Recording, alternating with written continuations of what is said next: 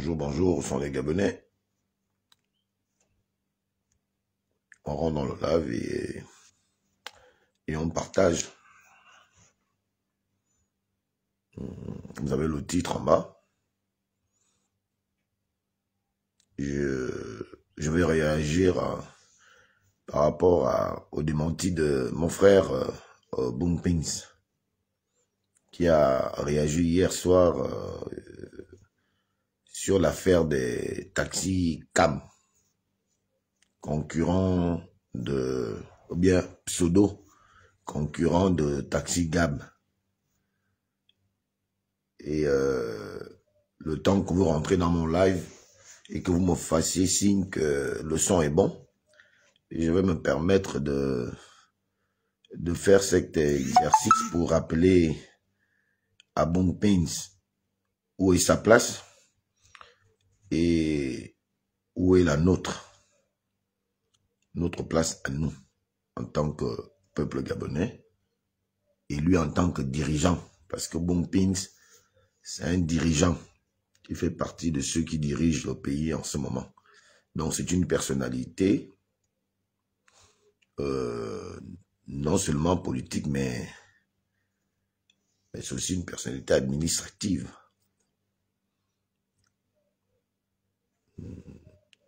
Donc, Debelo Unfuludo Mangue, le son est bon, comme ça on va commencer. J'ai envie de répondre un peu à Boom Pins, spécialement à Boom Pins. À Boom Pins, je vais lui dire deux, trois petites choses. Un, sur le comportement qu'il affiche depuis un temps. Et deux, sur son démenti au sujet des taxis CAM. Les taxis CAM, concurrents de Taxi Gab. Ou bien pseudo-concurrent de Taxi Gab, puisque sa communication est venue dans le sens de démentir ceux qui ont pourtant fait des lives. Un comme moi, dans mon live, je dis bien si l'affaire est avérée. Donc, je mets ça au conditionnel. Si l'affaire est avérée. Bon, d'autres ont certainement fait des lives dans lesquels ils certifiaient sur la question, mais d'autres ne l'ont pas fait. Donc, j'ai envie de me permettre aujourd'hui de, premièrement, conseiller mon frère Boom Pins que je connais, avec qui j'ai mené certains combats. Et ensuite, je vais lui parler de son démenti qu'il a fait hier au sujet de cette affaire des taxis CAM là. Est-ce que le son est bon? Ah d'accord, le son est bon, merci. Désolé, excusez-moi le temps de... Vous savez, j'ai mal aux yeux, donc parfois les larmes coulent seules là. Parce que mes yeux là, il faut voir maintenant l'ofta encore là. Excusez-moi, je prends vite un verre d'eau seulement. Juste une seconde, s'il vous plaît.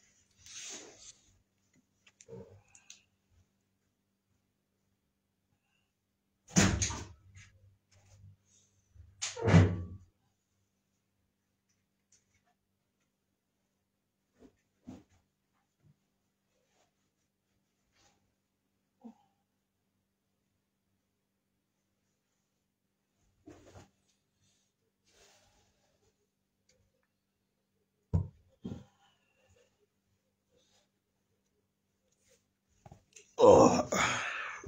Ok. Merci, vous pouvez le taguer aussi, hein, si vous voulez. Hein. Vous pouvez le taguer. Ce n'est pas pour faire dans la mauvaise foi, mais il faut qu'on se comprenne. Il faut qu'on se comprenne. Alors, mon frère Boom Pins,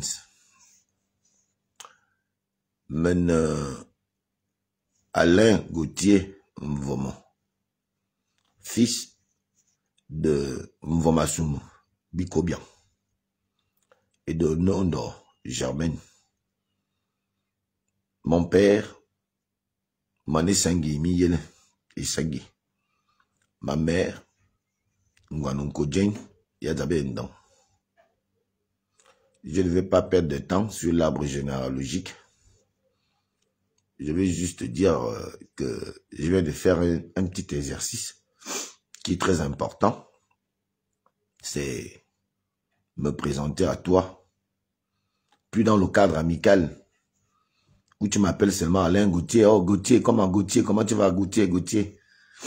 je te me présente à toi parce que je te dois d'abord des civilités, parce que tu es une autorité aujourd'hui. C'est plus en tant que frère, c'est maintenant en tant qu'autorité que je prends la parole et que je m'adresse à toi. D'un côté, c'est pas faux, en tant que frère, mais d'abord en tant qu'autorité aujourd'hui. La première chose que je vais me relater sur toi, c'est ton comportement. Tu as un comportement depuis un temps que beaucoup de Gabonais comme moi, ceux qui te connaissent comme moi, qui ont fait le combat comme avec toi. Hein. C'est pas que on a fait des combats ensemble. Hein. On était à l'opposition. On sait où tu viens. On connaît ton histoire. Ceux qui connaissent aussi la mienne connaissent la mienne. Toi, tu as dû flirter une fois au passage avec le PDG, avec Ali Bongo. Tout le monde le sait. Tu as même chanté pour Ali Bongo. Moi, je n'ai jamais chanté pour Ali Bongo, ni pour le PDG. Mais je sais que j'ai été reçu par Ali Bongo en 2017. Je vais d'abord te dire pourquoi sur le plan historique. Ouais, je vais même te prendre en 3 choses. Sur le plan historique, en tant qu'autorité, et sur l'affaire des taxis Gab. Ali Bongo, j'accepte de le rencontrer en 2017 à la suite de 3 interrogations qui m'ont toujours échappé de réponse de 1990, année à laquelle j'ai l'habitude de vous dire que j'ai fait mes premiers pas politiques avec mon père, j'étais tout petit. Donc de 1990 à 2017, année à laquelle je suis reçu par le PDGiste Ali Bongo. Et les 3 questions qui m'ont toujours échappé de réponse, c'est pourquoi les Bongo pensent que le pays est à eux? C'était une question que mon père avait posée en bas à Bossolo. J'étais gamin, je me rappelle de cette question, que pourquoi les Bongo perdurent-ils au pouvoir? Et moi, en grandissant dans la sphère politique, je me suis posé cette question jusqu'en 2017 à cause de 3 faits. 1. Mbabe Solo gagne les élections en 1993 et il n'est pas président. On se bat dans la rue, les gens meurent, tout ça, il y a le bruit.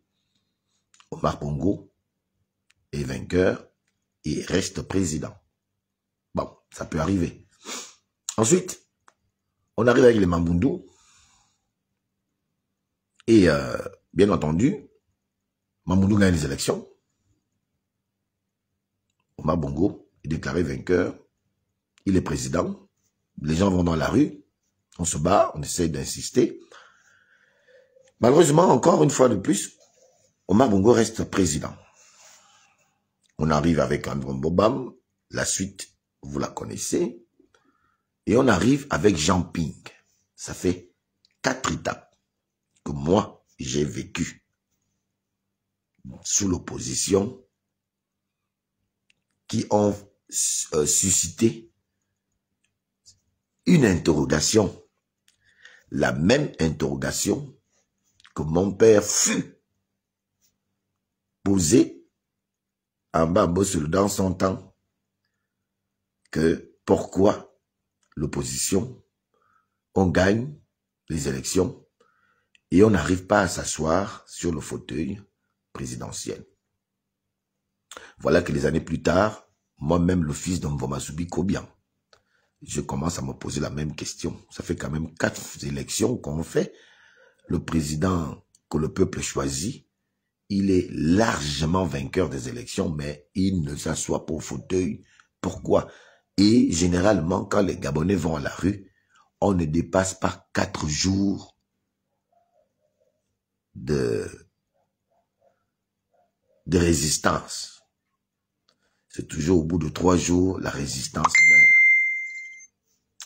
Donc, il y a cette question, pourquoi on vote l'opposition, les Bongos sont au pouvoir? Première question. Deuxième question, si les Bongos ont acheté le Gabon, ils l'ont acheté à combien? Et notre fameux regretté président André Mboba me posa cette question également lors d'un meeting. La même question que posa aussi mon père et que même moi, j'ai été amené à poser. Les Bongos ont payé le Gabon à combien? Pour que ça soit tel qu'on a vu Pascaline Bongo nous le démontrer en 2000, ouais, je pense en 2016, si ma mémoire est bonne, où Pascaline nous dira que le sceau de la République signifie elle et Ali Bongo qui seraient les gardiens du Gabon. Même pas de la famille Bongo, hein, mais du Gabon. Et c'est eux qui donnaient l'injonction aux gens de ne jamais toucher à leur père. Entre-temps, on touche au père des autres. En tout cas, on a touché à mon père, hein. La famille Bongo, ils ont touché à mon père.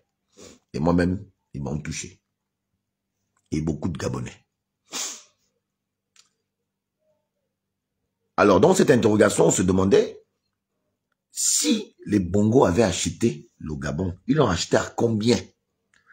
Que les Bongo nous donnent un prix pour que les Gabonais cotisent. Comme ça, on rembourse aux Bongo leur argent pour que nous récupérons notre Gabon à tous. Et ma dernière interrogation, donc la troisième, était finalement qui d'Ali Bongo et de mes opposants là, qui sont venus du PDG là, qui sont arrivés à l'Union nationale, ils sont arrivés dans les partis politiques, et d'autres petits partis politiques satellites qui gravitaient autour de l'opposition, qui jouaient le jeu qu'on connaît aujourd'hui. Le jeu démocratique, quelque part. Pitbull. Et je suis très patient et je suis très cardio, comme on dit maintenant dans notre jargon sur le net. Ça fait plusieurs fois que tu me viens me parler de la même chose, dans l'intention de m'embrouiller. Moi, on ne m'embrouille pas. Je ne te connais pas. J'ai accepté ton amitié, c'est vrai, parce que quand on ouvre un nouveau compte, on accepte tout le monde. Après, on va faire le tri. Mais moi, je ne fais jamais le tri. Mais s'il te plaît, essaie de respecter mon combat et essaie de respecter ma pensée, ce que je pense. Même si Bong Pins est ton ami ou est ton collègue, j'ai encore un peu le droit parce que c'est devenu une personnalité. Bong Pins, qui était mon frère de combat hier, est devenu une personnalité. Et donc, moi, je suis un Gabonais qui subit la politique du conseiller Bong Pins, les décisions qu'il prend. Ça entache, ça a un effet sur ma vie. Parce que si tu ne le sais pas, moi-même, je suis un ancien rappeur et Bong Pins le sait. Je suis un ancien rappeur dans les 7 pour 6. Hein? Oh, nyaneve mao, kilanadawana, modawana, kilanadawana. Oh, nyaneve mao, medawan, bam. Je fais partie du putain de pussy criminal. C'est moi qui chante ça. C'est moi, le refrain là. Donc, moi-même, je suis artiste quelque part, même si j'ai dû arrêter tout ça en 1997. En 1997, le rap ne payait pas comme ça paye aujourd'hui. Donc, les artistes étaient dévalorisés. Aujourd'hui, ils commencent à avoir de la valeur avec Internet et tout le reste. Mais je suis quand même artiste quelque part. Tu peux poser la question même à M16 ou à, comment on appelle, ou à l'autre frère là. Comment on appelle, l'Ofan Pounou là, qui était aussi à la culture comme Bong Pins. Je ne sais pas s'il est toujours là-bas, le rappeur. Donc tu peux lui poser la question. Donc depuis un temps, tu m'embrouilles avec ta même chose. Je pense qu'à l'heure de la globalisation, le Gabon ne doit pas se mettre en marge de l'ouverture sur le monde en matière de commerce mondial et que les idées nationalistes étant combattues. Tu dis quoi encore là? Sana, c'est parti, que les idées étant combattues. Bon, bref, c'est la même chose que tu viens de me dire. Je ne sais pas si la globalisation signifie que quand les autres prennent des mesures dans leur pays pour interdire tout étranger à se lancer dans le commerce, dans une activité, parce que ces activités-là sont des activités nationales, réservées aux nationaux. Je ne sais pas si c'est ça la globalisation, et que quand on arrive chez nous, on n'a aucune raison de nous, on va dire, inspirer de ce que font les autres lorsque nous subissons une chose contraire chez nous et que nous voulons faire regagner la dignité au Gabonais. C'est mon frère Pitgal ou Pitbull ou je sais pas quoi là, ou Pitbull. La dignité passe par le travail. La seule dignité d'un homme qui vient renforcer cette dignité-là, c'est le travail. Peu importe lequel, qu'il soit grand ou petit, c'est le travail qui vient renforcer ta dignité quand tu vis avec les autres. Bon, si vous trouvez qu'il est normal que les Gabonais sont interdits de faire des choses dans les pays frères et que les frères, eux, doivent venir faire des choses que les Gabonais veulent récupérer aussi à leur compte pour suivre leur modèle, c'est une façon de ne pas être dans la globalisation. Bon, écoutez, faites une conférence, discutez avec ceux que vous allez discuter, mais moi, l'abrutissement ne fait pas partie de ma sagesse. Si vous avez des sagesses d'abrutissement, moi, ma sagesse, l'abrutissement ne fait pas partie de ma sagesse. Donc, continuez à t'abrutir seul avec ton histoire de globalisation, que les Blancs sont venus vous parler comme ça. Faites dans le conformisme, dans vos idées que vous voulez toujours imposer aux gens. Reste avec ça. Bref, je ne te suis plus. Merci pour ceux qui me demandent de ne pas le suivre. Alors, ces trois interrogations sont elles qui m'ont amené après 2016, après qu'on ait passé le temps à nous battre comme nous nous sommes battus. Bon, pète. 2016. D'abord 2009, quand tu criais « Laissez-nous avancer, laissez-nous avancer ». Nous, on était en train de prendre les cailloux dans la rue. On nous enfermait, on nous bastonnait.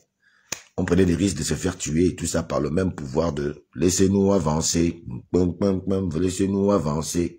Nous, on reculait. Nous, on n'avançait pas, on reculait à cette époque. Mais 2016, Dieu merci, tu es venu nous retrouver dans le combat. Et on a fait ce combat ensemble. Souviens-toi d'une anecdote. On se retrouve à fuir. On est pourchassé. Il y a toi, il y a notre grand frère que tu connais, que je ne vais pas citer au risque de créer encore des polémiques pour rien. Je ne suis pas là pour me battre aussi avec tout le monde en même temps. J'en ai pas la force. Et on se retrouve vers chez moi, là, derrière la prison, à la CI, dans la nuit. Bon Pins. Avant que tu ne fasses ton escapade ou ton envol pour le Congo. Dans la nuit, on se retrouvait chez moi, derrière la prison, 2016. Pendant qu'on fuyait, tout ça, machin, après l'affaire du rond-point de la démocratie, qui passe avec notre frère Lodou, un autre trait de la République, Lodou, hein, on bouvouait. Donc, je sais de quoi je parle, c'est des histoires que je n'invente pas, mais que vous savez, Lodou et toi, hein, on bouvouait. Et même Wolfgang et Banega, vous savez que je sais, puisqu'on était ensemble, et j'étais là avec vous. Donc, c'est pour tenir l'anecdote que tu sais que je ne mens pas.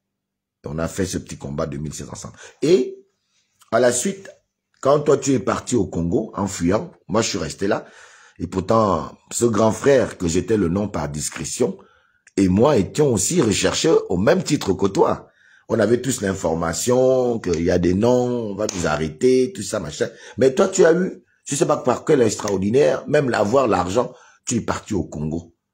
Alain Gauthier, moi j'aurais pu prendre la voiture pour fuir, même ne serait-ce que dans mon village.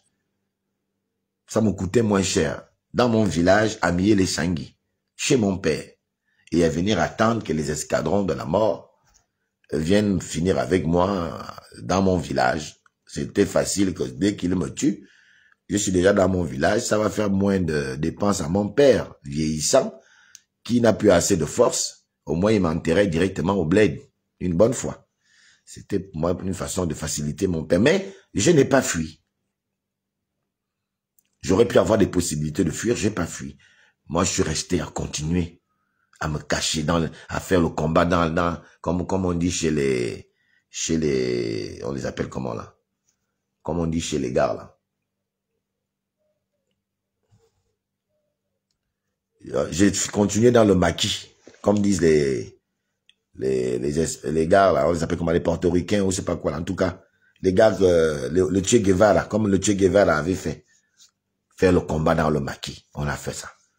Pendant que toi, tu insultais finalement Ali Bongo, Congo et tout ça. Nous, on a fait là. Bref, on a fait ce combat et je suis arrivé à me réinterroger sur les 3 questions. C'est comme ça que Ali Bongo va m'envoyer d'abord un premier émissaire. J'ai répondu à cet émissaire que j'ai tel le nom par discrétion. Mon frère, je n'ai rien à dire avec Ali Bongo. Et cet émissaire-là est là. L'émissaire est là. J'étais son nom par discrétion. Il est même peut-être sur mon live, puisqu'on est amis, il me regarde souvent. Je citerai son nom, si besoin, y est. Je lui ai dit, moi, je ne peux pas parler avec Ali. Je vais dire quoi avec Ali? Ali, c'est un Nigérian, il paraît, bon. Il dit que c'est un Nigérian, on ne sait même pas qui il est, bon. Il a tué les Gabonais. Moi-même, il m'a mis en tôle et tout ça. Je vais aller avec lui pour parler, quoi. Non, j'ai rien à parler. La deuxième fois, la personne est revenue me voir. Non, Ali veut parler avec toi. Tu es un Gabonais, machin et tout. Je dis, oh. Devant des potes qui sont aussi présents, là. Hein, eux aussi sont sur le live, là. C'était mes amis d'hier. J'ai dit non, barré. Je ne suis pas dedans. Ensuite, j'ai créé moi-même mon mouvement qu'on appelle, à cette époque, le FUJO, le Front Uni des Jeunes de l'Opposition. Parce que je viens comprendre, après ma sortie de tôle, je viens comprendre que, au finish, nos politiciens, nos leaders politiques de l'opposition, sont restés dans un mutisme. Je ne voyais pas des actions concrètes de récupération du pouvoir volé. Je voyais que les discours, la même chose, c'était le même format. On passe de discours à discours, oui, Ali Bongo va partir, je vous assure, il partira. Je vous jure, il partira bientôt. Mais je vous dis, ce qui est sûr, continuons la résistance. Pendant ce temps, nos leaders de la résistance s'alimentaient au caviar. Moi, je peinais à retrouver un travail, comme beaucoup me le disent ici, attends, t'as pas de travail. Je vais avoir quel travail avec autant d'actions négatives contre un pouvoir que j'ai toujours mené. On va me prendre au boulot. J'ai l'impression que vous connaissez pas la vie des gens, mais vous parlez aux gens comme ça. Dans quelle administration ou dans quelle branche on va me prendre? Tu vas là-bas demander le boulot, on te dit non, de revenir, donner le dossier, tu donnes, oh, on va vous appeler, on vous appelle jamais. J'ai perdu tout mon temps. Et je l'ai compris. C'est pas qu'on ne veut pas travailler, c'est qu'on est fiché en fait. Et c'est comme ça que, au fur et à mesure, les interrogations me reviennent que, oh, mais comment les gens pingent, bon, je cite Jean Ping, hein, tout le monde, c'est pas un secret, tout le monde sait que j'ai soutenu Jean Ping, donc tout le monde le sait. Mais je vois que nos acteurs politiques de l'opposition sont en train de jouer quelque chose qui ramène les mêmes interrogations. Est-ce qu'on va reprendre ce pouvoir? Est-ce que vraiment finalement les gars là on va arriver au but de notre logique? J'ai pas senti ça. C'est comme ça que j'ai créé, parce que j'avais compris que nos opposants revenaient du PDG. Ils ont les amis au PDG. Et d'ailleurs, même Bobam nous l'avait dit que quand on voulait aller aux extrêmes avec Ali Bongo, il disait non, je n'ai pas besoin qu'un Gabonais meure. Ali Bongo est mon frère. Non, ne faisons pas la violence. Ali Bongo est mon frère. Il me disait que comment ça? C'est ton frère et puis il te descend, il te fait des choses comme ça. Bon, bref, toutes ces questions-là sont revenues. D'où, quand la 3e fois la personne est venue me voir, j'ai accepté de rencontrer Ali. J'ai accepté de rencontrer Ali la 3e fois parce que j'avais ces 3 interrogations à lui poser pour qu'il me réponde. J'ai accepté d'aller voir Ali parce que je me suis dit, Joe, mais nos opposants là disent que Ali Bongo ici, Ali Bongo ça, il n'a pas fait d'école, il n'a machin, il est ici, c'est ça. Ils disent tout ce qui est négatif sur Ali Bongo. Mais quand je regarde eux-mêmes, nos opposants là, eux-mêmes sont négatifs. Ils se comportent comme Ali. Nos opposants là, ils se comportaient. Je les voyais, je dis comment? La preuve, regardez aujourd'hui. Regardez, ils parlent même encore. C'est des Omariens tous, c'est des Omariens. Ils avaient le même comportement qu'Ali. Les enfants de pauvres, nous autres qui n'avons pas de nom, on n'avait pas le droit de parler ou d'avoir des postes de responsabilité concrets dans le parti. Ils voulaient museler toujours en présentant l'aspect tu es qui? Tu as quoi? Comme vous avez vu le général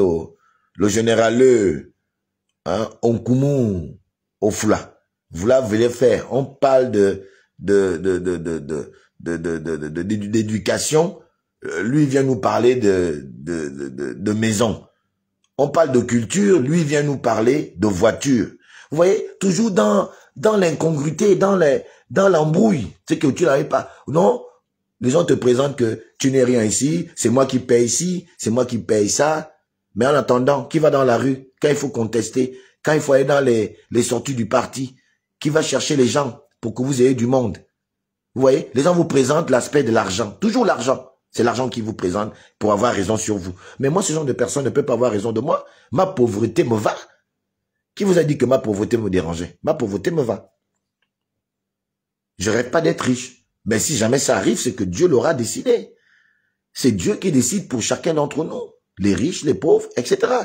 C'est tout cela qui fait l'espèce humaine. La vie de l'espèce humaine. C'est ça qui concourt à avoir le goût de la vie. Et les pauvres et les riches. Parce que les riches doivent travailler pour donner aux pauvres. Et le pauvre doit travailler pour faire plaisir aux riches. C'est ainsi la vie. Et c'est ça qui concourt à ce cycle de vie qui nous donne le goût parfois de vivre après avoir travaillé d'un dur labeur pendant 30 jours. À la fin de ces 30 jours, quand ton salaire arrive, ton cœur est apaisé, tu es tout heureux, tu arrives dans ta petite famille, tu es un peu le boss, et tu es content d'acheter des petits bonbons pour donner des petits cadeaux à tes enfants, à ta femme, etc. Il fallait après aller prendre une bière avec des amis, manger dans une cafette, pas dans un restaurant, parce que tu n'en as pas les moyens, dans une petite cafétéria du quartier, de tourner, prendre ton spaghetti viande, draguer une petite qui passe, tu fais un peu le petit malin. C'est ça, c'est aussi ça le goût de la vie, le goût de l'effort, chercher, toujours en perpétuelle recherche du bonheur. C'est ça qui donne un sens à ta vie, parce que tu te bats pour survivre, tu te bats pour arriver arriver à tes rêves. C'est ça qui donne un sens à la vie. C'est pas la vie facile. La vie facile n'a pas de sens. C'est la vie reçue par le canal de l'effort qui a un sens, mon cher frère Bompins. Et donc, j'ai accepté, au regard des attitudes de mes hommes de l'opposition, qui n'étaient pas des attitudes d'opposants, j'ai créé donc moi-même un mouvement en me disant, peut-être ces gens-là, ils ont des affinités avec le PDG, donc ils ont du mal à atteindre le Rubicon.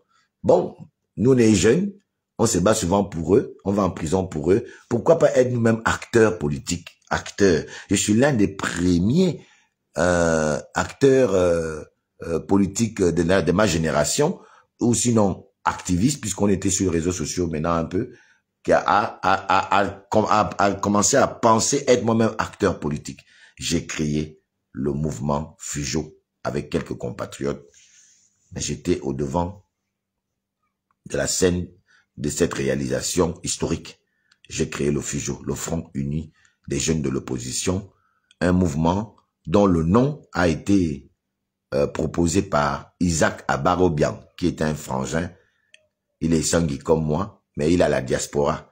Je l'ai même vu là récemment, je crois qu'il est encore à Libreville, lors de la campagne, je l'ai même vu, je l'ai même salué en me disant que, oh, donc tu es même à Libreville. Voilà un peu aussi les gens qui, quand c'est le moment maintenant qu'on doit partager les choses, on doit faire la campagne, c'est là où on les voit, mais pendant les moments où c'est le dur labeur et tout, ils repartent tous en France, ils arrivent seulement qu'au moment où nous on a fini de faire. Bon, c'est pas grave, ça aussi c'est un autre sujet. Et donc j'ai créé le Fujo, et la première sortie du Fujo, j'ai les images encore sur Facebook, la première sortie du mouvement Fujo, le Front Uni des jeunes de l'opposition, parce qu'on avait préféré être nous-mêmes désormais acteurs politiques dans cette affaire. On ne voulait plus, on n'acceptait plus soutenir nos opposants, de faire... Non, non. On s'est dit nous-mêmes, on se met devant, on attaque Ali. Si Ali doit nous tuer, il nous tue. C'était comme ça qu'on s'était fait. Et ce mouvement-là, qui avait très vite pris de l'ampleur, a interpellé Ali Bongo à nous recevoir, à vouloir nous recevoir. Il avait compris que les petits là, ils ont fait une stratégie là.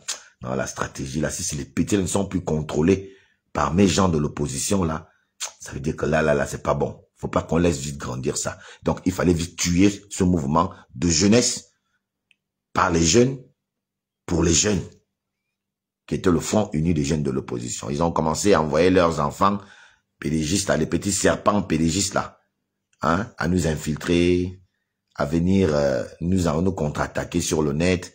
Voilà des jeunes qui disent être de l'opposition, qui veulent faire le combat politique, mais qui s'attaquent à d'autres jeunes qui ont créé un mouvement pour qu'ensemble, tous acteurs, nous continuions notre combat parce que nous avons compris que on n'arrivera pas à nos rêves avec nos pédégistes de l'opposition que nous avions. Et ils se sont mis un peu à nous attaquer, en nous disant qu'on était des vendus, qu'on était quoi. Ils ont dit tous les mots pour essayer de discréditer notre mouvement et nos actions. Ce qui a amené à la 3e appel d'Ali Bongo à vouloir me recevoir, moi et les autres, Alain Gauthier Mvomo. Et cela a été fait en 2017. Donc, quand je suis parti voir Ali Bongo, avant d'aller, j'ai dû bouder d'abord aussi encore. Et ce grand frère qui m'a amené voir Ali Bongo est encore vivant. Il est là. Il sait que je lui ai dit que non. Moi, si les autres peuvent venir, moi, je ne viens pas. C'est comme ça que ce grand frère m'a dit non, Alain Gauthier. Si tu n'es pas dans le ce sera pas bon. C'est surtout toi qu'on veut. Parce que tu es trop dur, tu es trop extrême. C'est toi. Quelqu'un veut monter dans mon live, donc je vais accepter. Peut-être il veut contredire mes dires. J'ai accepté le gars de monter dans mon live. Donc tu es trop dur, Alain Gauthier. C'est toi qu'on veut voir. J'ai dit, oh, mais les autres peuvent partir et puis ils vont faire le point. Non, non, non, il faut que tu sois là. Bon, j'ai dû accepter et je suis allé rencontrer Ali Bongo à cause de mes 3 questions. Il fallait que je jauge Ali Bongo, je jauge mes gars de l'opposition pour avoir une idée nette de la situation dans laquelle je me trouve, où je me trouvais. C'est comme ça que je suis allé voir Ali Bongo. Donc moi, je ne suis pas allé voir Ali Bongo parce que j'ai cherché à le rencontrer. Je ne suis pas allé voir Ali Bongo parce que j'ai chanté pour lui. Je ne suis pas allé voir Ali Bongo, contrairement à toi, Boomtins, pour aller faire ses éloges. Non. Je suis allé rencontrer Ali Bongo. Parce que si je parle de toi, j'ai bien peur que tu reviennes. Ali Bongo t'a reçu.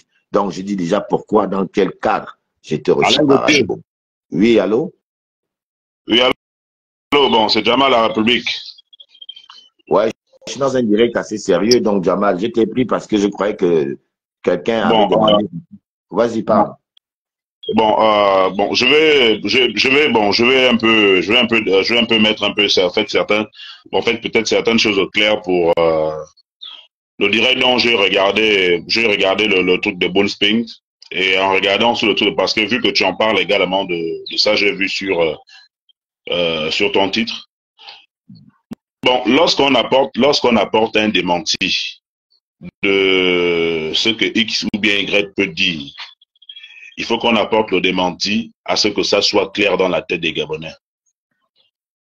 Lorsque cette rumeur court, au Gabon, nous savions tous que quand une rumeur court, sur 100%, 99% de cette rumeur-là est vraie. Tout à fait. Donc, lorsqu'il se met à faire un direct, où il fait une publication, où il vient dire ce que les gens disent, c'est faux. Mais comment explique-t-on que les taxis qui se retrouvent à la DGA, on a la précision de cette information était les taxis Yari sont rentrés au Gabon pour concurrencer Taxi Gab. Mais comment se fait-il qu'on trouve également à la DGR les mêmes taxis Yari sont saisis à la DGR? Mais il ne faut pas qu'à la fin on puisse prendre des Gabonais pour des cons. Oui, c'est bien beau ici qu'on va nous dire que nous sommes en bon terme avec les pays voisins. Est-ce que les pays voisins sont en bon terme avec nous? Parce que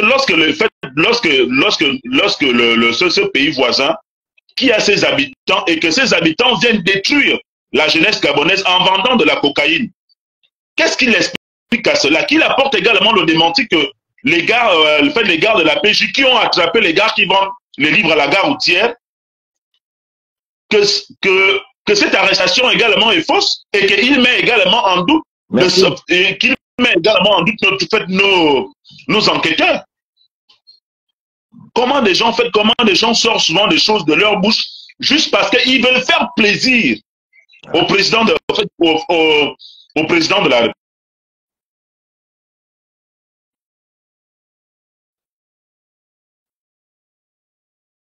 Oui, allô? Jamal, tu es parti? Bon, je crois que Jamal est parti.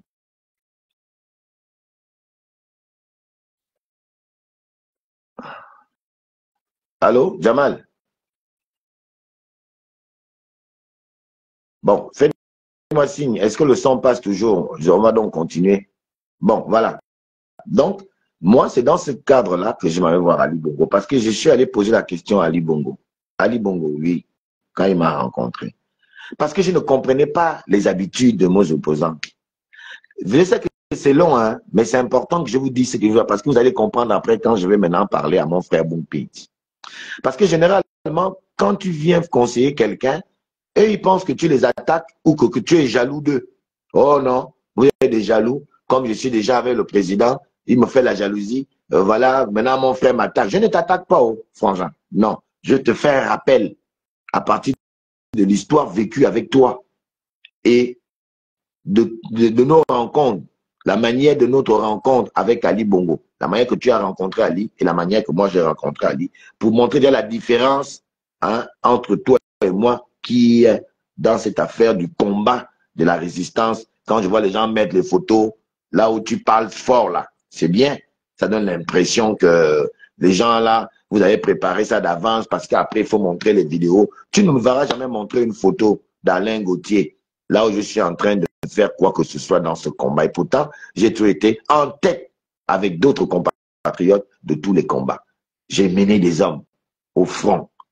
Mais je ne sais pas à quel moment vous trouvez souvent le temps de vous filmer, faire les selfies. On est en guerre et vous avez le temps de faire les selfies. Comme je vois les bas, au moins à Winché. Au moins à Winché, montrer les photos de la résistance. Ils font les mains en l'air. Moi, je n'ai jamais eu le temps de faire tout ça. C'est pourquoi je n'ai pas les vidéos de ça. Les quelques photos que j'ai, c'est quand nous étions contents chez Jean Ping. On était en train de festoyer, tout ça, on était contents. Et ma petite amie de l'époque avait pris le téléphone.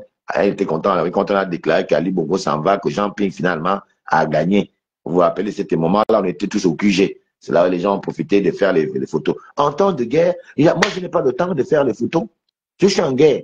Je suis concentré. Je ne sais pas là où l'ennemi va venir. Il est avec moi, il est devant moi, il est à côté, je ne sais pas. Donc, moi, je n'ai pas le temps de faire des selfies pour vous montrer les images, pour vous prouver que j'ai été en guerre. Non, l'histoire, c'est que Alain Gauthier était en guerre. Donc, je n'ai pas besoin de montrer les photos de ça, comme au moins Nawin, j'ai fait souvent, pour prouver qu'il a fait le combat avec nous, alors qu'en fait, en réalité, au moins Nawin n'a fait aucun combat. Hein? Moi, je n'ai pas vu au moins Nawin dans un combat. Oui, je l'ai retrouvé quand il y avait des mouvements populaires, la population est dehors. Mais mener le combat, proprement dit, attaquer, aller faire telle chose, poser telle action pour nuire au système, je n'ai jamais vu au moins la Winch dans aucun combat. Le combat n'est pas seulement quand maintenant la population est maintenant dehors, tout le monde est maintenant dehors. Il y a ceux qui mènent les bruits que vous entendez, il y a ceux qui mènent ces bruits-là, qui sont chargés d'exécuter les bruits. Vous voyez là, oh, telle chose a brûlé, oh, oh, oh, oh, on a fait ça là-bas, oh, oh, oh. Il y a des gens qui ont mené ces actions-là au profit du combat de nous tous. C'est pas parce que tu es sorti, les gens sont dehors, les policiers sont un peu inquiétés par le nombre de personnes, tu fais un selfie, comme beaucoup d'entre vous que je connais, et puis tu vas dire tu as fait le combat. Non, vous n'avez pas fait le combat avec nous. Hein? Vous n'avez pas fait de combat. C'est faux. Vous avez peut-être fait le bruit sur Internet et on vous a connu sur Internet. Nous, on a fait le terrain sans Internet. Et on était déjà connus et fichés hein, dans les différentes postes de renseignement ou de gros bouquets et tout ça. On était déjà connus là-bas. Alors donc, c'est dans ce cadre que je m'avais rencontré Ali Bongo pour lui dire que Ali Bongo, et je lui ai posé cette question devant témoin, que finalement, on doit être amis, mais pour être amis, il faut qu'on se connaisse un peu. Tantôt Nigérian, tantôt machin, finalement, tu es qui? Je lui ai posé cette question en face, devant témoin.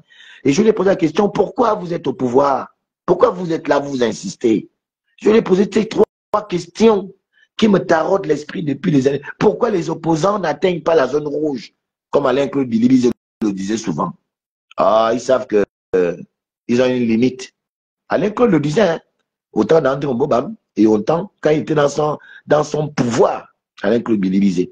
Il a même dit à Jean-Ping, je voulais comprendre, c'était quoi le deal? C'était quoi l'affaire? On n'atteint jamais le Rubicon. Non, la zone rouge interdite d'atteinte à l'opposition que parlait souvent Alain-Claude Bilibizé. C'est autant de questions pareilles que j'étais allé poser à Ali Bongo.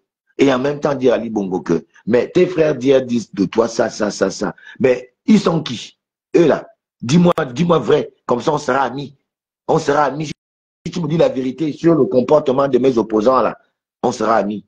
Et Ali Bongo m'a dit, je ne vais pas vous dire, mais je vous dis qu'Ali Bongo m'a dit des choses que lorsque je suis sorti de la présidence, après avoir refusé les sous, mais j'ai pris l'argent de taxi à 12 millions, hein. Moi je ne cache pas, je vous le dis clair. Tout mon taxi, lui qui va venir dire que ça, machin, c'est son problème. Mais quand on a voulu donner l'argent, où on achète ça là, j'ai dit que non. Et j'ai dit bien que les témoins étaient là. Quand j'ai dit à Ali Bongo en face que non, ce n'est pas une question d'argent, Monsieur le Président. C'est une question d'honneur et de fidélité à la patrie. C'est une question du Gabon. Je suis venu pour discuter avec vous du Gabon. Et comme deux bons citoyens et deux bons acteurs politiques, vous m'avez dit des choses qui me paraissaient ombres. Aujourd'hui, je réalise ce que vous m'avez dit. Quand je le relate au fait, je me rends bien compte que, et j'ai bien peur que vous ayez eu raison. C'est pour cela que vous avez remarqué, à la sortie de là-bas, je n'étais plus trop chez Jean-Ping parce que j'avais compris ce qui se passait grâce à Ali. D'aucuns me diront qu'il a pu me mentir, mais non, il ne m'a pas menti. La preuve, nous en sommes où? Ali Bongo ne m'a pas menti. Et ce qu'il m'avait donné comme réponse était avéré parce que j'avais eu des soupçons dans les réponses qu'il me donnait. J'avais certaines réponses qui ressemblaient à les réponses d'Ali Bongo. Donc, c'est pour dire qu'à Boom-Pins que on a tous fait le combat, même si aujourd'hui d'aucuns pensent être arrivés au sommet de l'Himalaya sans les autres. Et ils font tout pour ceux qui veulent aussi grimper ou juste arriver au sommet pour qu'ils n'arrivent pas au sommet parce qu'ils estiment que désormais au sommet, ils sont devenus, par coup de bâton magique, les plus rois que le roi lui-même. Ils décident plus que ce que ne décide le roi lui-même. Et c'est ça que vous êtes en train de faire, mon cher frère Boom-Pins et chère autorité Boom-Pins. C'est ça que tu es en train de faire. Tu es en train de mener des actions de l'exploitation des artistes, parce qu'on t'a mis conseiller du ministre de la Culture, tu profites de cette posture pour tuer la politique en matière de culture du président nouvellement élu Brice Oligui Nguema. En temps transitionnel, et même au moment où il est maintenant devenu chef de l'État, tu fais ombrage, on ne sait pourquoi, à la politique de Brice Oligui Nguema. On ne connaît pas pourquoi tu le fais. Tu as la palme d'or.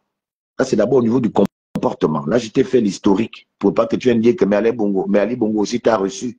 Mais on ne l'a pas reçu de la même manière. Ça a été une réception de citoyens et de républicains. On a parlé de madame. Et donc, tu brilles dans des actions, par des actions qui ne sont pas propres à un homme qui dit avoir souffert dans le combat pour les Gabonais, mais qui finalement, par-dessus tout, se comporte finalement comme le bourreau des Gabonais d'hier. Comme les bourreaux des Gabonais d'hier. Tu t'es mué depuis que tu es maintenant en haut, en nouveau bourreau des Gabonais, puisque tu es même allé jusqu'à les bastonner avec la ceinture. Chose que toi, tu refusais hier, comme tu l'as fait démontrer dans la vidéo que tu as fait fuiter, expressément pour démontrer que tu es un grand combattant. Moi, je sais qui tu es. Moi, je sais qui tu es. Et je connais les vrais les combattants, je les connais. Et je connais ceux qui ont surfé sur le combat. Ils se sont fait un nom. Moi, je les connais. Moi, je les connais. Et je te regarde bien dans les yeux. On se connaît bien. Donc, quand on arrive à ce niveau des choses, il faut savoir se rabaisser. Se rappeler de quand vous aussi, vous étiez dans la posture ou la position que les autres ont aujourd'hui. Cette posture de toujours laisser au marchepied. Cette posture de chosification que nous refusons aujourd'hui d'être encore. On nous a trop chosifiés. On nous a trop pris pour ceux qui ne comprenaient rien. Les politiciens nous ont trop embrouillés. Et toi, tu reprends la posture de nos bourreaux d'hier et tu exerces cette violence verbale, morale, psychologique et même spirituelle pour essayer de nous faire passer pour les plus ridicules de la nation. Mon frère, avec autant de scandales sur la gestion des artistes, où toi-même tu fais des déclarations tapageuses, les unes que les autres, aussi incongrues. Mon frère, au bout d'un temps, on recule un peu d'abord. Ça, c'est le conseil. Rappelle-toi d'hier, mon frère Bompings. Il faut savoir parfois reculer. Tu n'es pas le seul activiste aujourd'hui de la diaspora ou pas, qui est à côté de Brice Koté Oligui Nguema.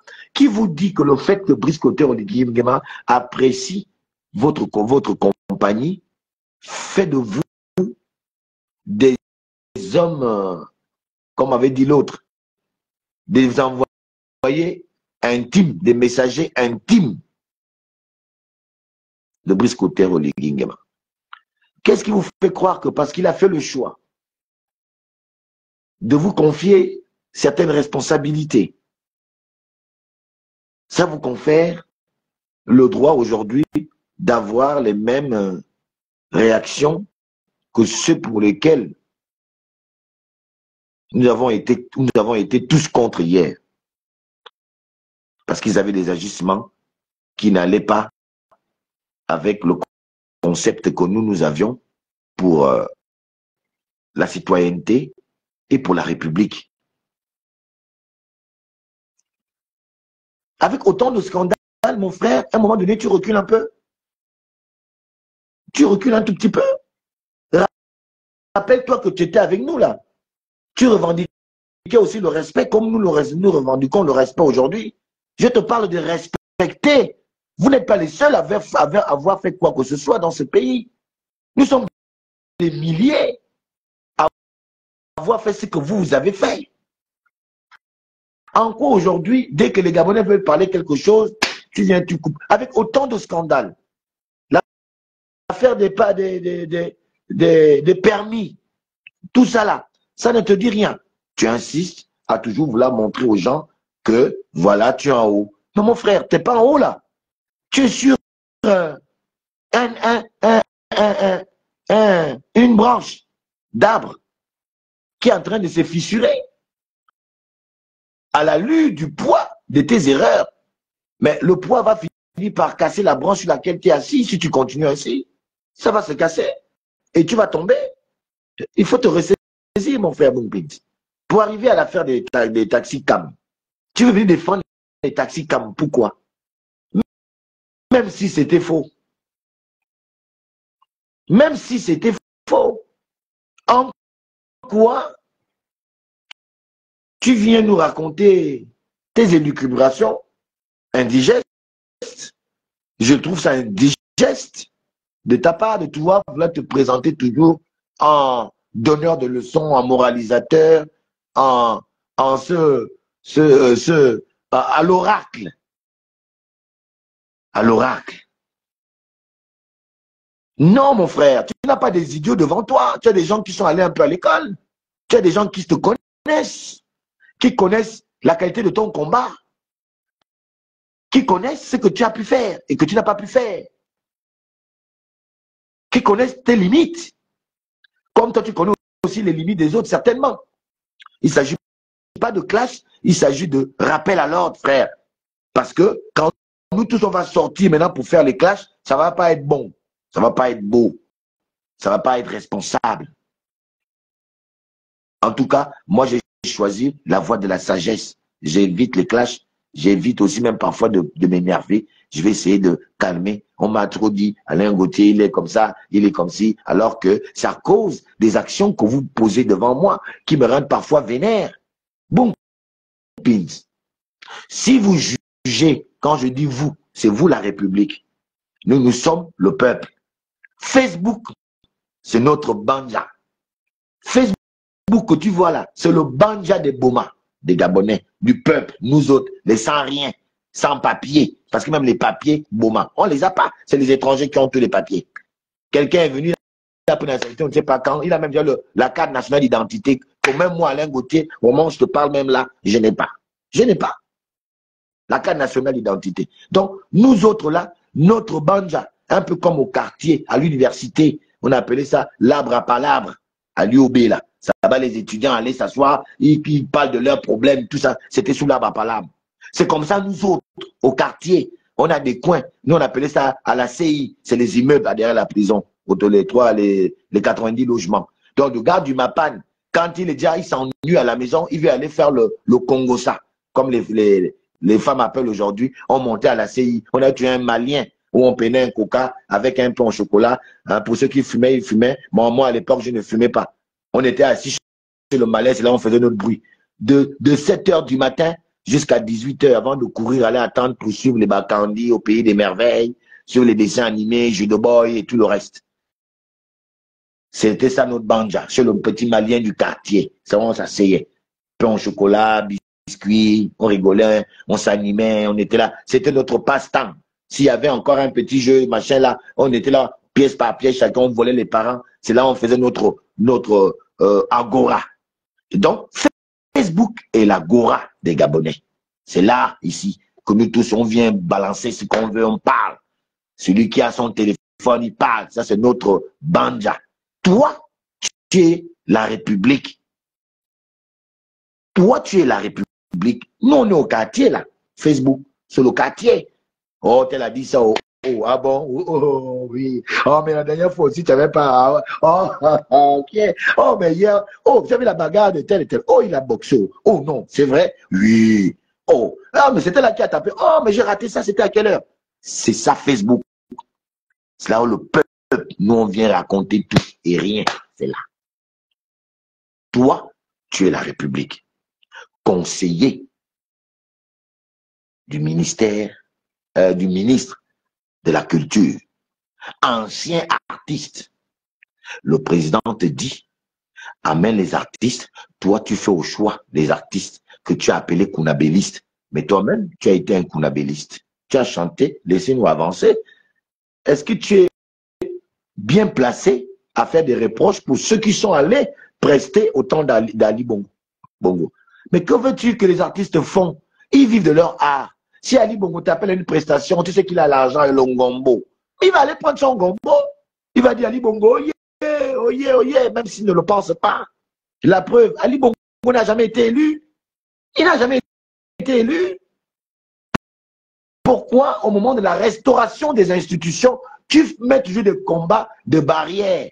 Tu mènes un combat séparatiste entre les Gabonais. Tu fous la haine. Parce que quand tu sépares les gens, tu attises la haine. Tu actives la haine. Et la haine, quand elle est activée, mon frère, eh ben on arrive à des déboires que demain tu seras même le premier à dire que je ne connais pas ça, alors que c'est toi qui as activé tout ça. Et donc, tu es aujourd'hui la République. Quand les Gabonais viennent parler les choses dans le Banja, Facebook, et que ça fait tellement de bruit, ça veut dire que tous les Gabonais pensent déjà ça. Mais qui es-tu, toi? Même si tu es conseiller du ministre de la Culture, mais est-ce que c'est à toi le rôle de venir informer les Gabonais sur une situation aussi délicate qui peut faire embraser le Cameroun et le Gabon? Parce que ça peut s'embraser. Mais Bumping, mon frère, tu te presses, tu ne laisses même pas le président lui-même essayer de voir comment ajuster le tir. Il y a un pôle de communication à la présidence. Il y a un porte-parole qui s'occupe d'édifier les Gabonais sur les faits de société. Au gouvernement de la République, je ne sais pas s'ils ont démissionné ou pas, mais je pense qu'ils sont encore en fonction pour finir on appelle ça les dossiers courants, les affaires courantes. Il y a un membre du gouvernement là-bas, il est ministre de l'énergie, il est porte-parole du gouvernement. C'est un sujet de gouvernance. C'est un sujet de gouvernance. Qui es-tu pour venir nous faire un démenti sur un fait de société qui exige une réaction gouvernementale à Bumping? Tu vas venir démentir quoi en qualité de qui? Le gouvernement, jusque-là, n'a pas encore réagi. On attend. Même si ce qu'on aurait entendu ou on a entendu dans notre banja, fourre-tout, Facebook, où les gens s'insultent, les dessous, les derrière, les devants, tout le monde, les marionnettistes sont là. Tout c'est un fourre-tout. C'est un fait de société qui mérite une réaction gouvernementale. Et donc, par conséquent, soit la présidence de la République prend la décision de laisser le porte-parole de la présidence venir nous éclairer sur la situation pour que nous comprenions bien officiellement. Ou alors, le porte-parole du gouvernement, en la personne du ministre de l'énergie, que vous connaissez le nom, j'étais pour lui faire la publicité, ils viennent, puisque l'affaire est grave. Les Gabonais pensent que, oh, comment un Camerounais, les Camerounais, ces Camerounais-là, ces taximans-là, hier, ils avaient des taxis propres. Ces étrangers-là, hier, ils avaient des taxis propres. Vous ne vous souvenez plus des taxis qu'on prenait pour aller on avait même honte en ville. Heureusement qu'une décision avait été prise à une certaine époque pour dire à certaines voitures plus vieillissantes maintenant de partir dans les bretelles, les bas quartiers où tu vois les clandons, on les a envoyés un peu hors de la ville pour soulager les Gabonais là-bas. Même ces clandons-là, on les voit même déjà en ville. Depuis quand tu as vu cette communauté-là qui font le taxi au Gabon, avoir des taxis propres, nickel, climatisés? On pouvait en compter 1, 2, 3 taxis, oui. Mais ce n'était pas à foison, comme aujourd'hui le président est en train de le faire pour notre bien-être, pour le bien-être de la population. Le président a monté Taxi Gab, là où tu rentres avec élégance, même en costard, comme tu es là. Pas parce qu'on t'a donné la voiture, n'oublie pas quand tu étais à pied, on se voyait, tu étais à pied, tu avais ton costard, tu suyais, tout ça. Maintenant, nous aujourd'hui, on n'a pas de voiture, on peut venir à un rendez-vous d'affaires avec Taxi Gab. On est élégamment habillé. On croise un peu les pieds à l'arrière. On est assis, comme ça. On peut se targuer de prendre son téléphone, parce qu'avec le téléphone, on travaille. Et commencer à travailler en toute paisibilité. Quand nos frères camerounais, on voit ça maintenant que, oh, parce que on peut déjà nous tous, moi parfois il m'arrive, hein, j'attends Taxi Gab, hein, je prends mon temps, puisqu'il y en a déjà beaucoup. Et ça ne tarde pas à arriver. Tu restes un petit moment, bon, il y a Taxi Gab, tu prends. Parce que tu vas payer tes 1000 francs, tu es à l'aise, climatisation et tout, tu es tranquille. Et Taxi Gab, remarque bien, entre nos taxis de nos frères là et Taxi Gab, les complications les plus terrifiantes et les plus observables, c'est avec nos frères là. Là, on finit toujours par ouvrir la portière du taximan, donner un coup de poing et la bagarre s'enclenche. Regarde avec les Taxi Gab, il y a une élégance, il y a une responsabilité, il y a une citoyenneté, il y a dans les Taxi Gab un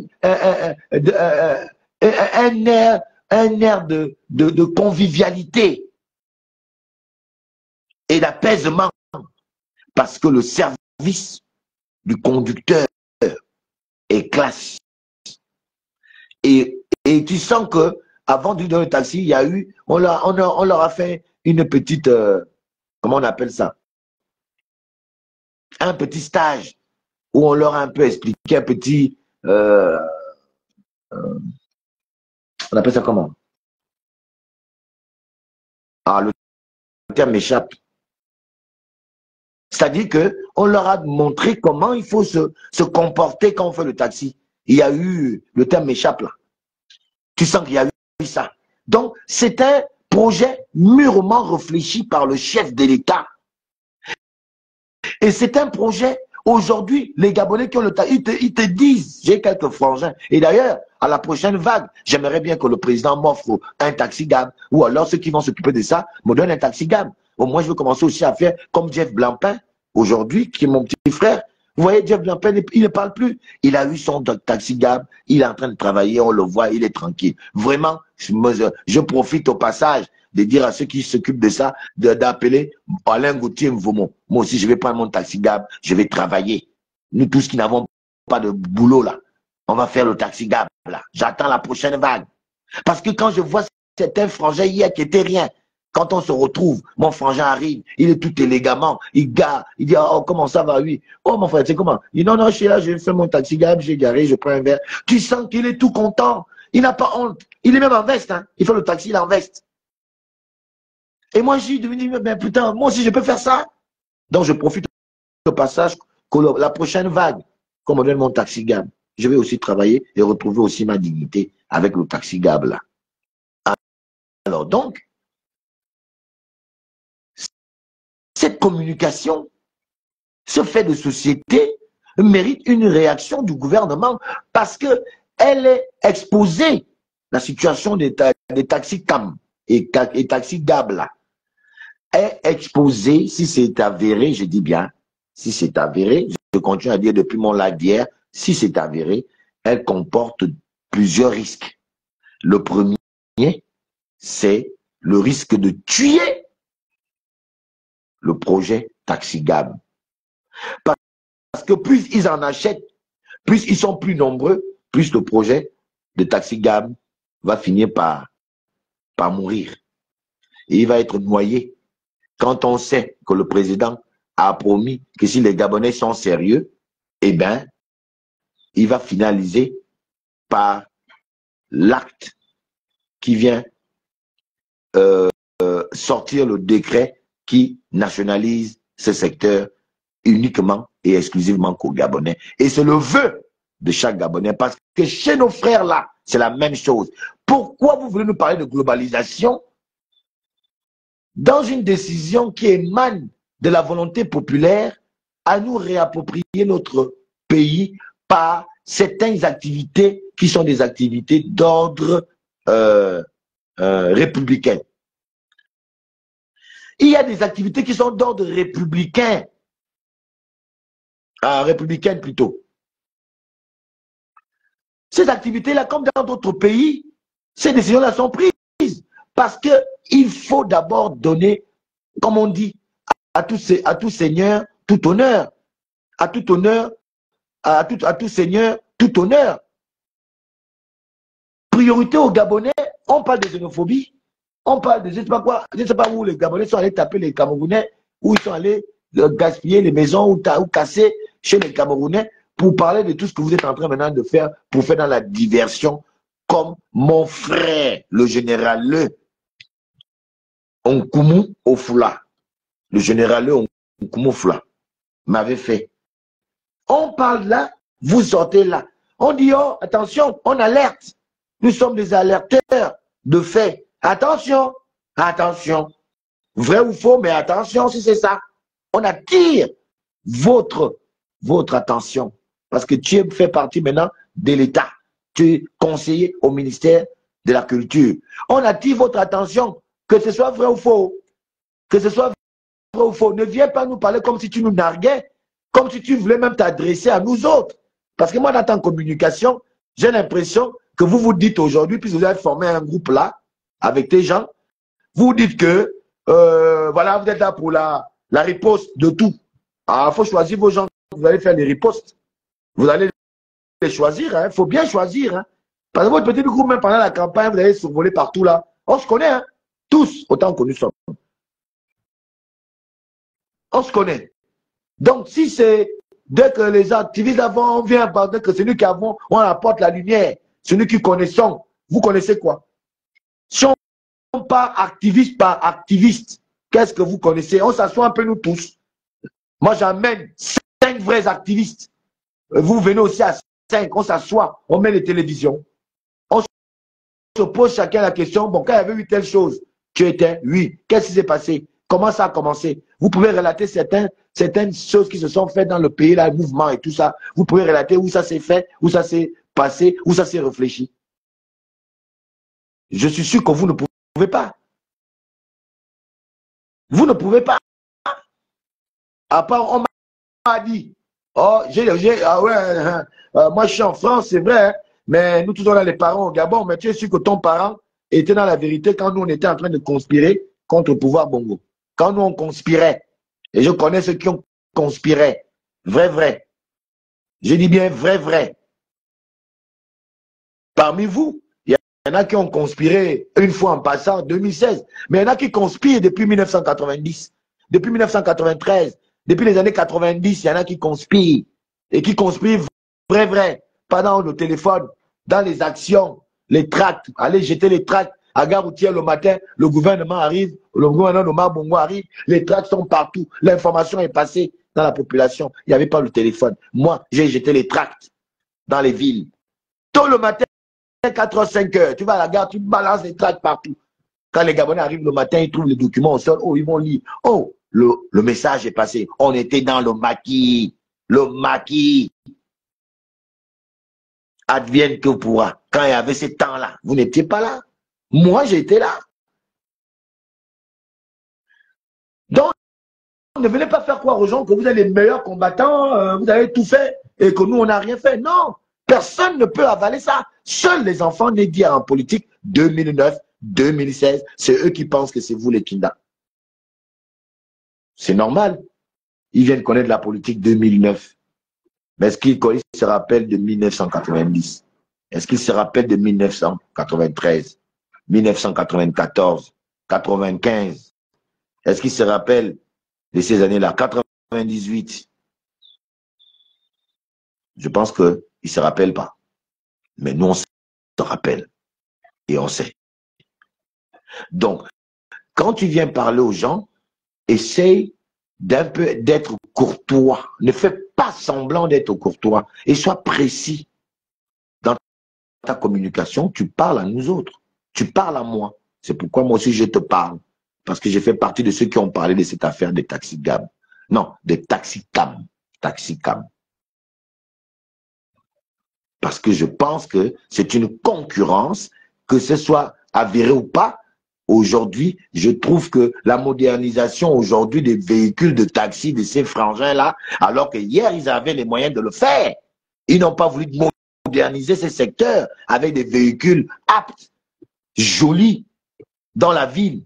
Ils achetaient des épaves, on payait un moteur neuf ou en occasion, mais dans une épave, et ça faisait taxi, on badigeonne du blanc et du rouge, et puis ça circulait. Ça lui rapportait des millions et des millions. Alors qu'il a peut-être acheté toute la voiture, lui a coûté peut-être 500 000 ou 800 000. Et il se faisait des millions et des millions. Ils avaient ces millions-là. Nos frères étaient capables de moderniser le secteur du transport urbain Pourquoi aujourd'hui, ils sont capables de moderniser quand le président vient moderniser? Pourquoi c'est à ce moment-là qu'ils se rappellent que bon, on va commander maintenant 150 taxis, en plus de la même espèce.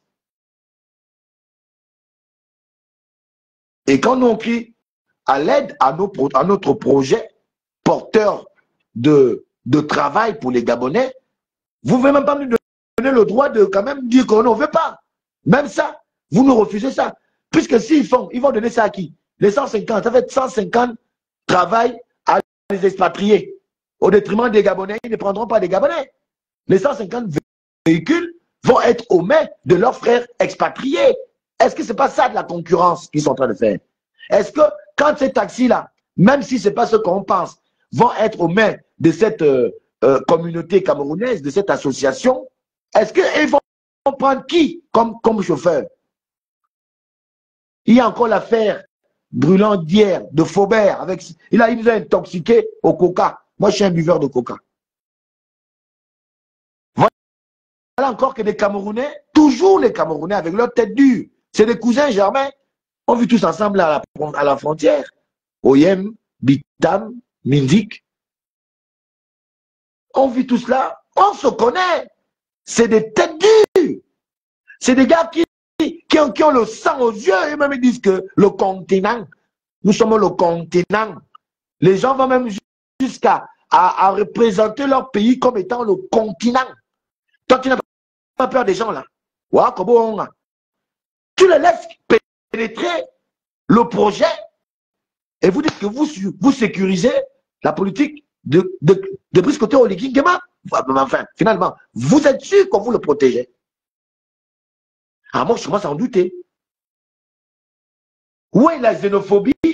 A dit mon frère camerounais, chez toi au Cameroun, un Gabonais peut faire le taxi? Non. Mais pourquoi nous on doit accepter au Gabon qu'un Camerounais fasse le taxi?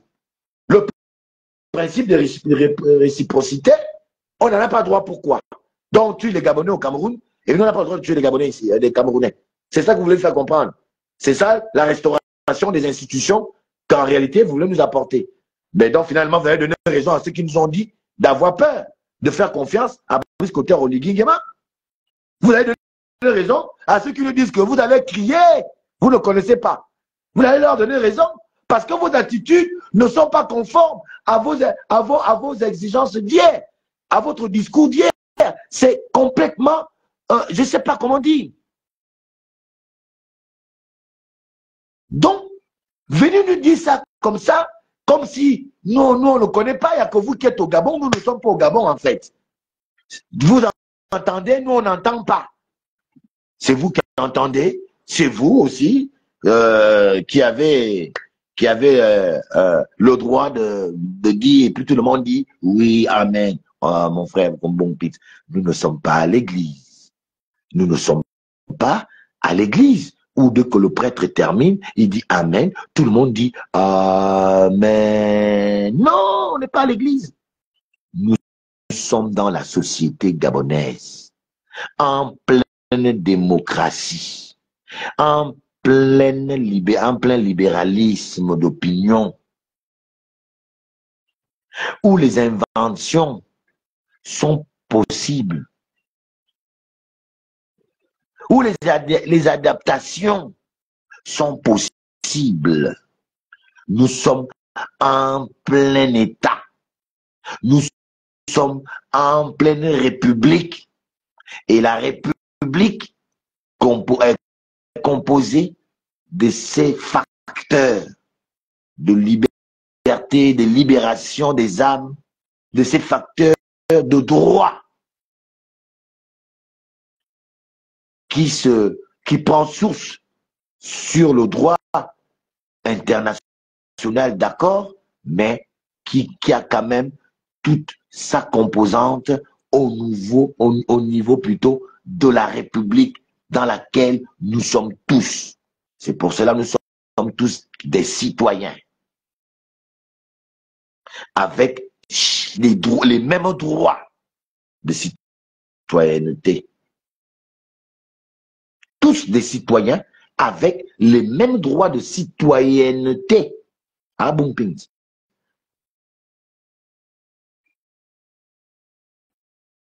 laisser le président élu par son peuple lui-même continuer à parler à son peuple. Parce que s'il continue à vous laisser parler en son nom, vous allez faire en sorte qu'on commence à le regarder d'un autre œil.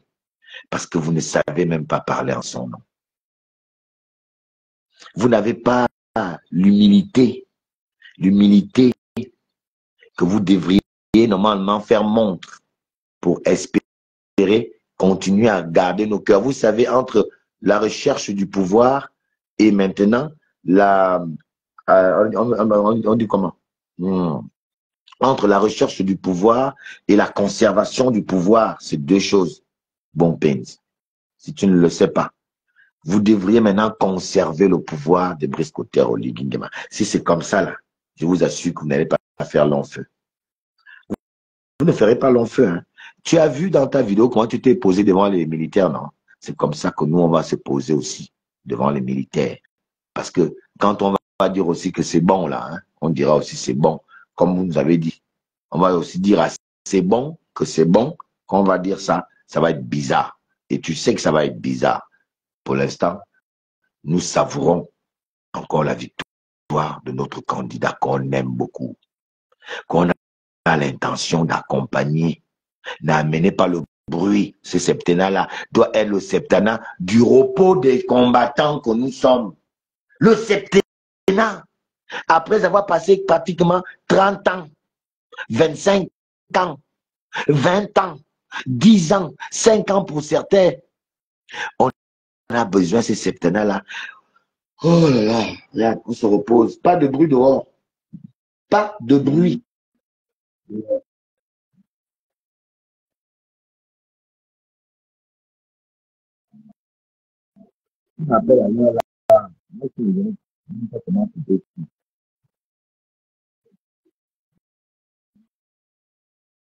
Alors, pas de bruit. Pas de bruit dehors. De cette année-là, à venir, avec Brice Kotter, regarde, on dort au calme. Regarde, on dort. Tranquillement. N'amenez pas le bruit. Pardon. Ne nous amenez pas le bruit. Laissez Brice Kotter, le militaire, faire, comme dit mon pote journaliste camerounais. Le militaire, Brice Kotter, Oligui Nguema, fait terre. Il aime trop les rimes là. Je l'adore ce gars-là. Il vend bien le président Oligui Nguema. Alors, il le vend très bien. Rien que lui seul apporte des voix à Oligui Nguema, c'est Cameroun. Même si les Camerounais, c'est pas grave. C'est vrai que bon, c'est aussi les Camerounais qui veulent aussi gaspiller le projet. Bon, tous les Camerounais, finalement, ne sont pas mauvais au Gabon. Il y en a qui apportent un prix-value à nos actions et à notre politique et à notre développement. Il y en a qui apportent au niveau des Camerounais. Donc, l'année-là, cette année-là, on a envie de passer ça comme ça. Moi, Alain Gauthier, combattant de mon État, j'ai envie de passer ça seulement à la télévision, paisible, hein, avec les pop-corn. Comme à l'époque, on allait au cinéma avec les go, au cinéma Le Como, on s'achetait des pop-corn à l'entrée, et puis on était là. On regarde la télé. Là, tu mets le dehors, la tête dehors, quand tu dis, oh, depuis là aussi, même pas de bruit. Que Didi, suis. C'est ce que nous, on veut. On veut se reposer. On a trop combattu. On a trop fait le bruit. On a trop fait les casses. On a trop été dans les conspirations pour y chercher de nous faire entendre. On a trop pris des risques. On a été trop emprisonnés. On a été trop insultés, humiliés, comme les mamans qu'on avait déshabillées en Kimbo. On a besoin de paisibilité, paisible. On dort, on est tranquille. Le corps respire, on se projette. Qu'est-ce que je peux faire? Brice Kotter nous a donné déjà la banque pour l'entrepreneuriat.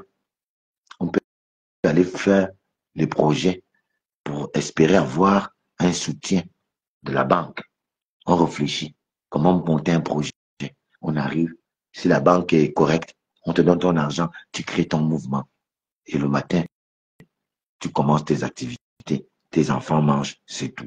Cette année de paisibilité, est-ce qu'on peut espérer cette année en paix?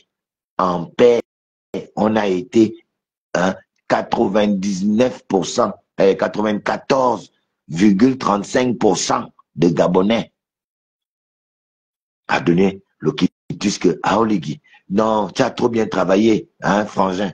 Oh, mon fils, tu as trop bien travaillé. Regarde, hein, prends tout. Regarde, on te donne tout. Regarde, bah, 94, 35%. On te regarde, travail, on a confiance à Oligui, pas à vous. Effacez-vous un peu. On a donné la confiance au Oligui. Tiens, ça, tiens, on ne veut pas réfléchir. Après, on a tourné le dos. Non, on sait que quand on va se retourner comme ça, là, on a la confiance qu'on a donnée au Oligui, là. On sait qu'on va on va lui mettre les mains à la main. Donc, quand on va se retourner, dès qu'on enlève, on va voir. Oh, ce sera merveilleux. C'est pour ça qu'on fait une confiance aveugle à Oligui.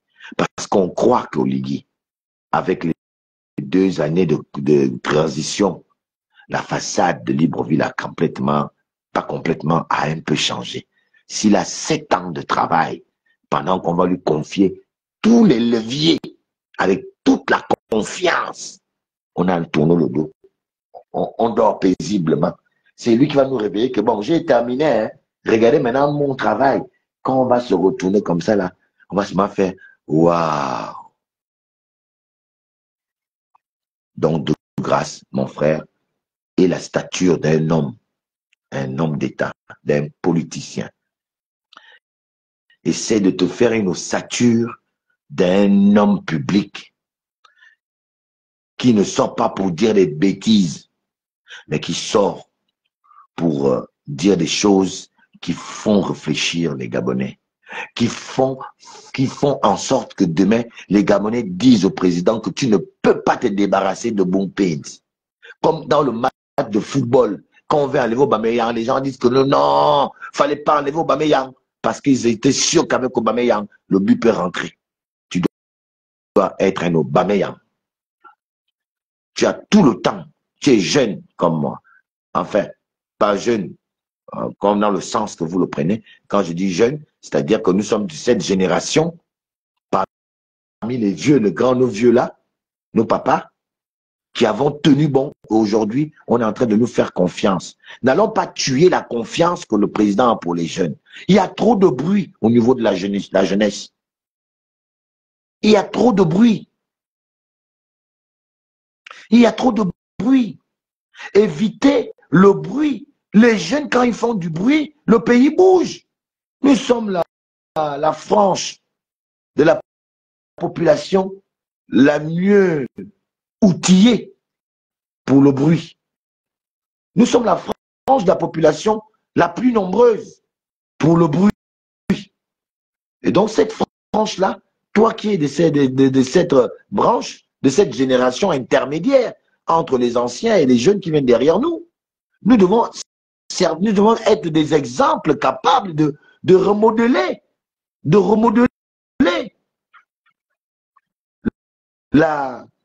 la pensée collective, de remodeler les habitudes.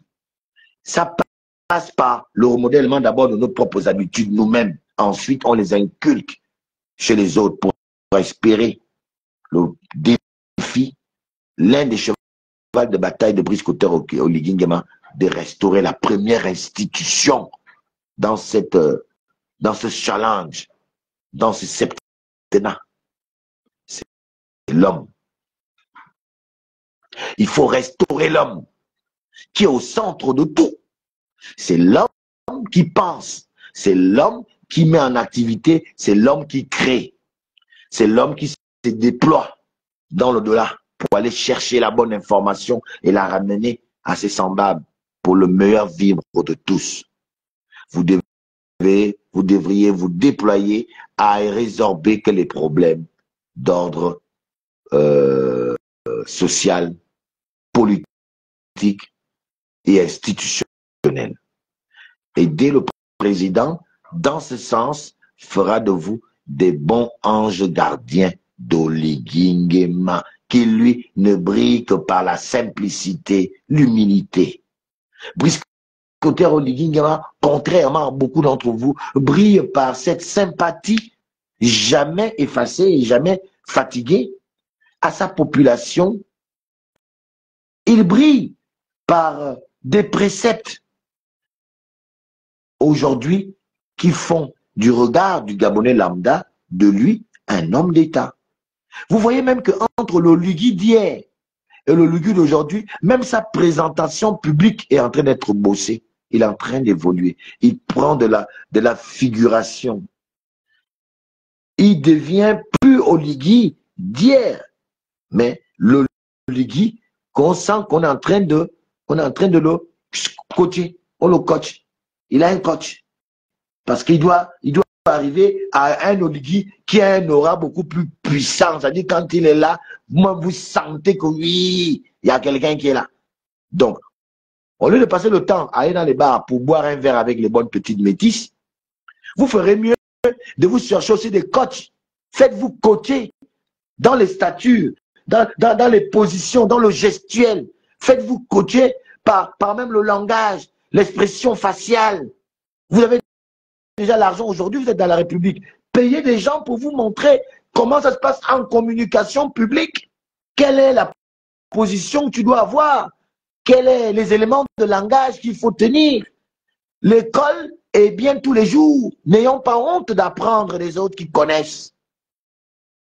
Moi, je n'ai pas honte d'apprendre des autres, que ce soit sur le plan culturel, éducatif ou sur tous les plans.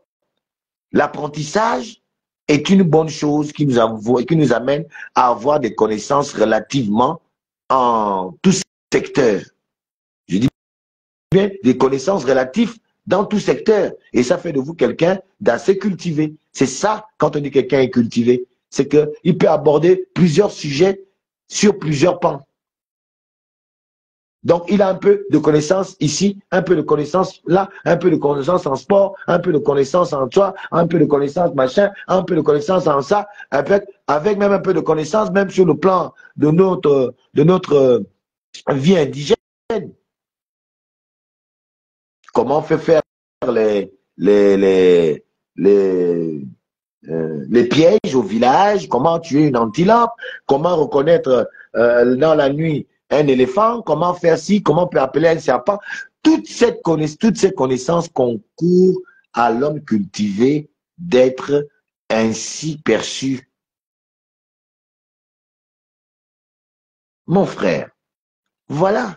Donc, ne nous en voulez pas, je crois que j'étais assez long, ne nous en voulez pas.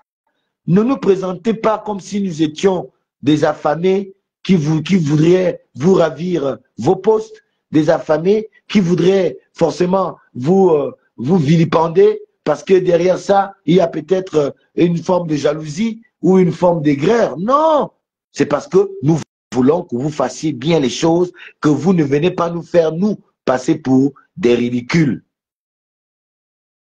Ne nous faites pas passer pour des ridicules. Faites-nous passer pour des personnes entières telles que vous, qui n'ont peut-être pas la bonne information, mais avec élégance, venez nous donner la bonne information par les canaux officiels, pas par Facebook. On prend le téléphone, tu viens parler, tu n'es même pas membre du gouvernement, tu n'es même pas le porte-parole.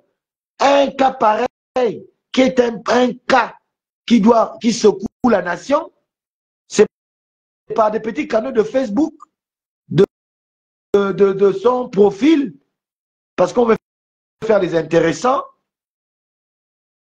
que tu crois que nous, on va dire oui, ce que tu dis là est vrai. Ouais, c'est vrai, comme parce que Boom Ping, ça a parlé. Oui, c'est ça. Non, l'État doit faire une communication officielle pour nous rassurer. Si ces faits sont vrais ou si elles sont fausses. Faux. Ça passe par une communication officielle qui est la communication soit de la présidence de la République par l'aval de son porte-parole ou par le porte-parole du gouvernement.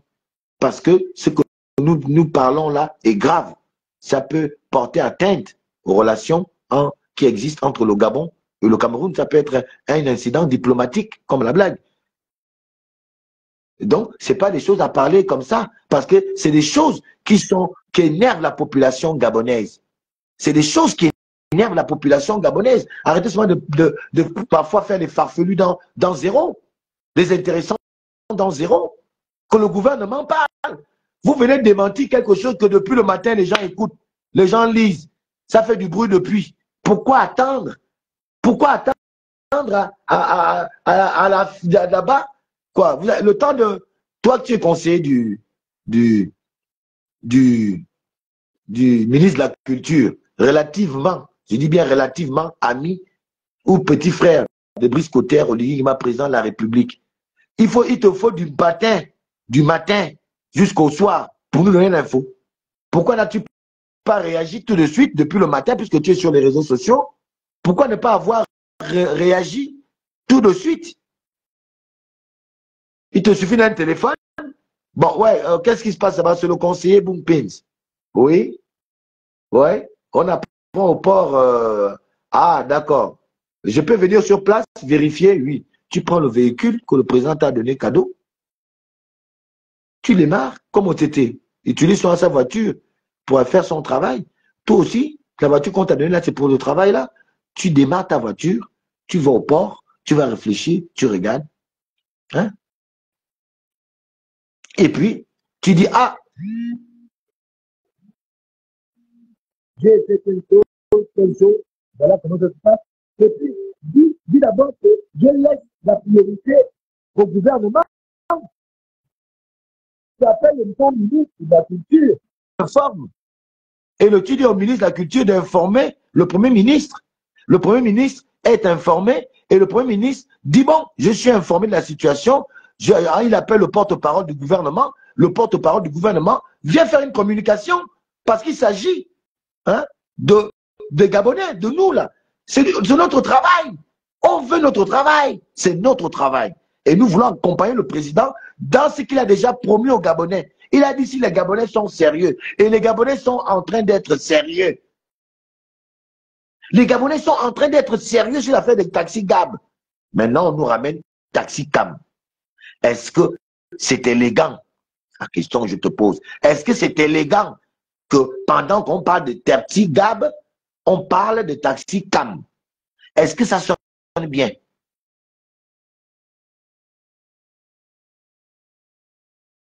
Est-ce que ça sonne bien?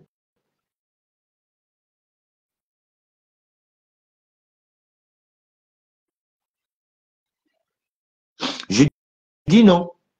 À mon humble avis, ça ne sonne pas bien. Donc, ce n'est pas une petite rigolade de nazis dont on fait État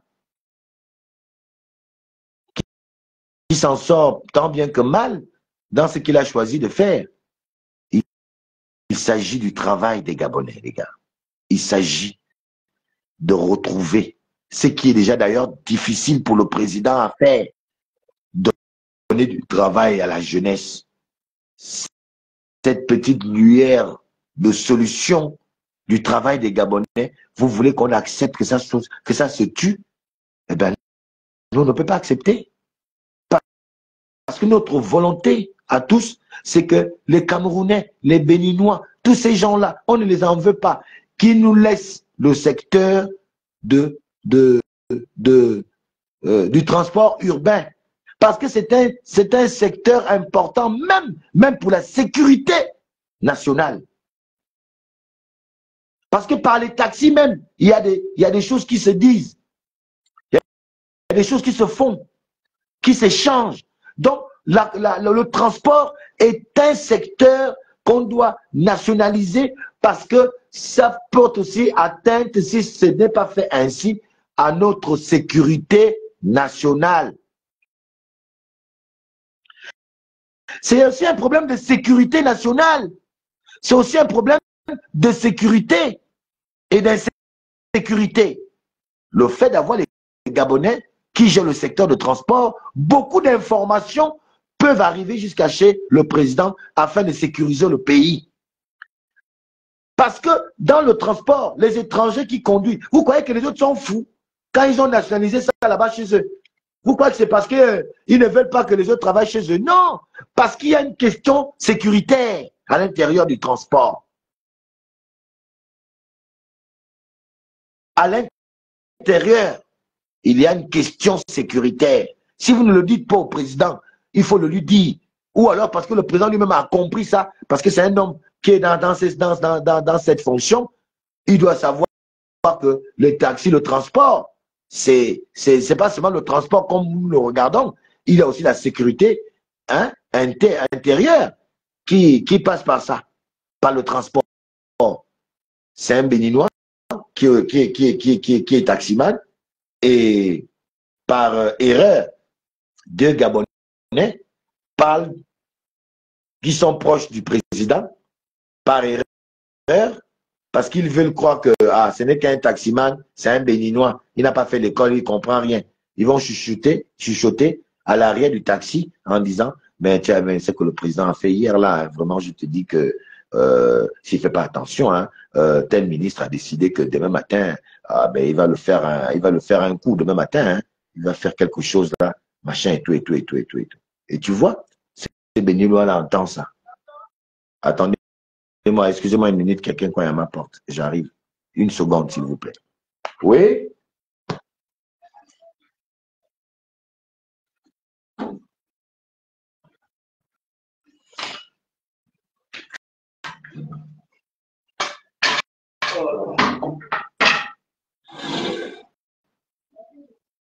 Oui.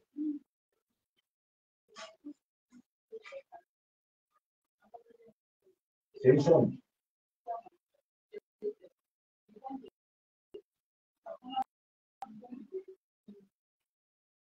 C'est une chambre.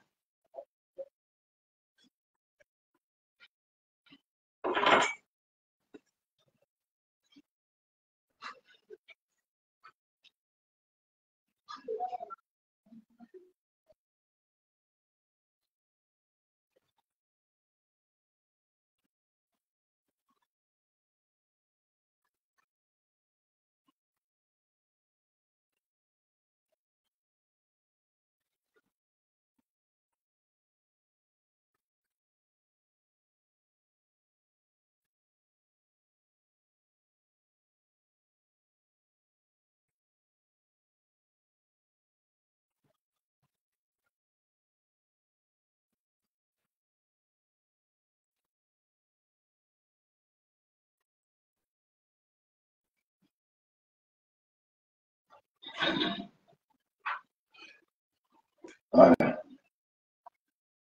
Désolé les gars, il y avait quelqu'un à la porte. Excusez-moi. Alors, donc, c'est une question aussi sécuritaire, de sécurité intérieure et extérieure.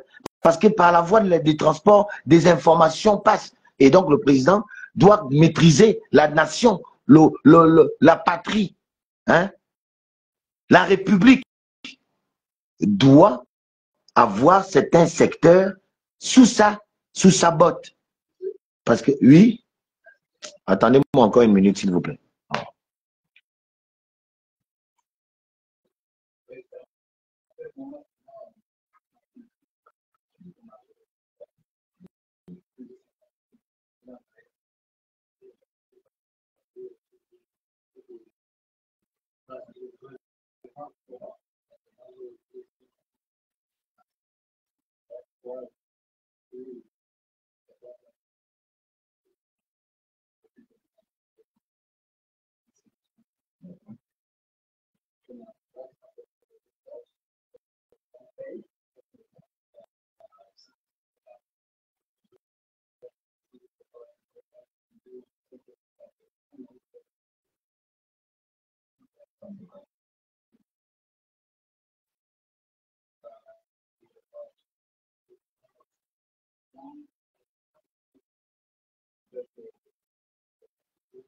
Bon, pour l'eau, on attend tout est fait.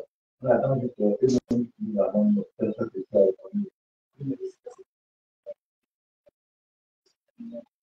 Non, c'est là d'abord. Et avant la lumière, c'est tout ça à part l'eau. C'est qu'on a branché. Mais tout est déjà branché, t'as vu qu'il y a de et l'eau, si l'eau arrive, on a dit, c'est souvent du moins, on attend. Dès que l'eau va venir. Non, on a vu, tu vois, la lumière. Mais on a aussi deux endroits où on prend l'eau. Il y a l'eau derrière, on a une place, on prend l'eau à l'intérieur. On a aussi l'eau sur pompe, mais là même, la pompe là parfois aussi, on revient, on part. Et là, il y a l'eau en permanence, et sur le mari est derrière. les enfants avaient les gars, on les épisodes, les enfants, donc ils tournent, ils veulent de la vie, on parle de ça. Oui, non, généralement, c'est j'ai l'appareil, j'ai l'appareil.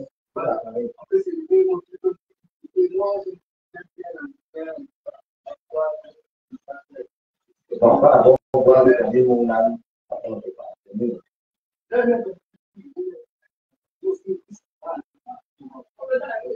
Voilà.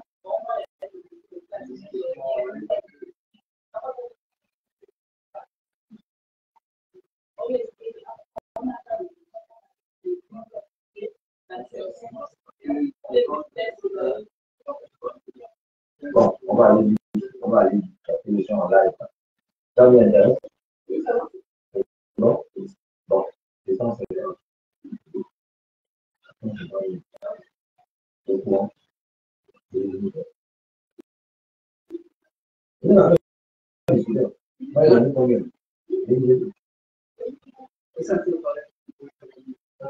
Bon, avec le grand.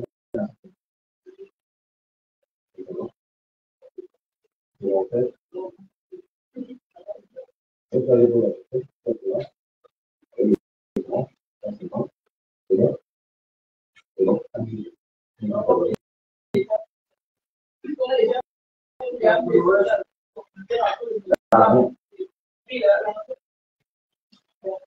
L'argent, il dit qu'on a pris, non? Mais la paix là-bas, moi c'est l'argent. Quand je peux l'argent, c'est pas le secret.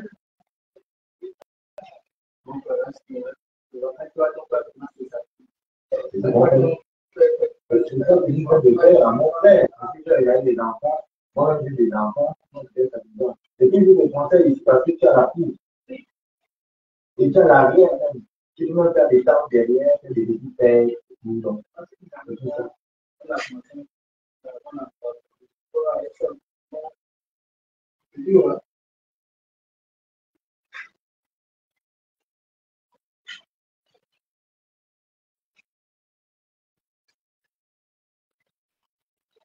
Et là, c'est bon, même pas la piste.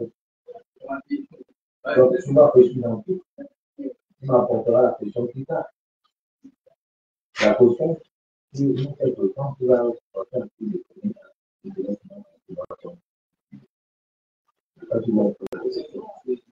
La potion, c'est 150 000. Non, non, ça arrive. Tu veux me donner 300 000. Tu vas dire 150 000. 150 000.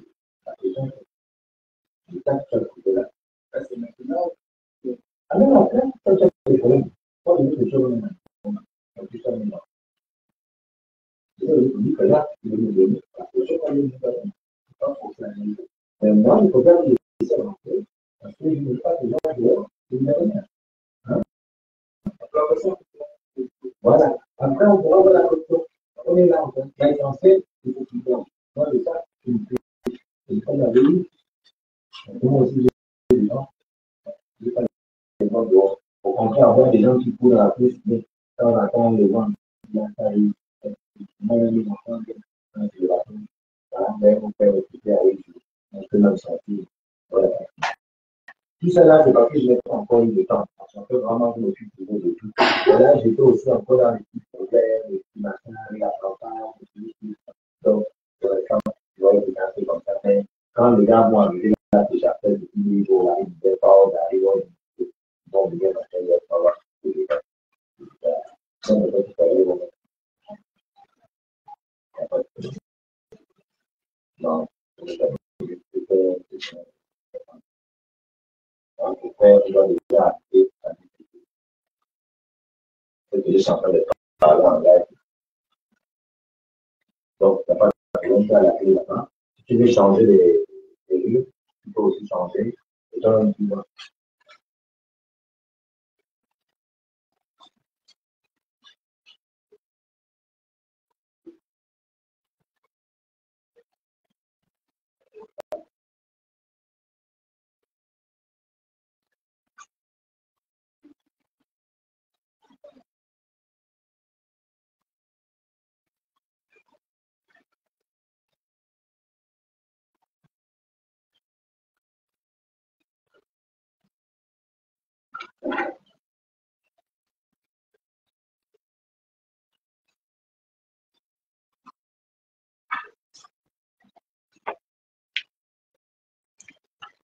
Oh là là, désolé, désolé, peuple gabonais, il y a beaucoup qui se sont partis.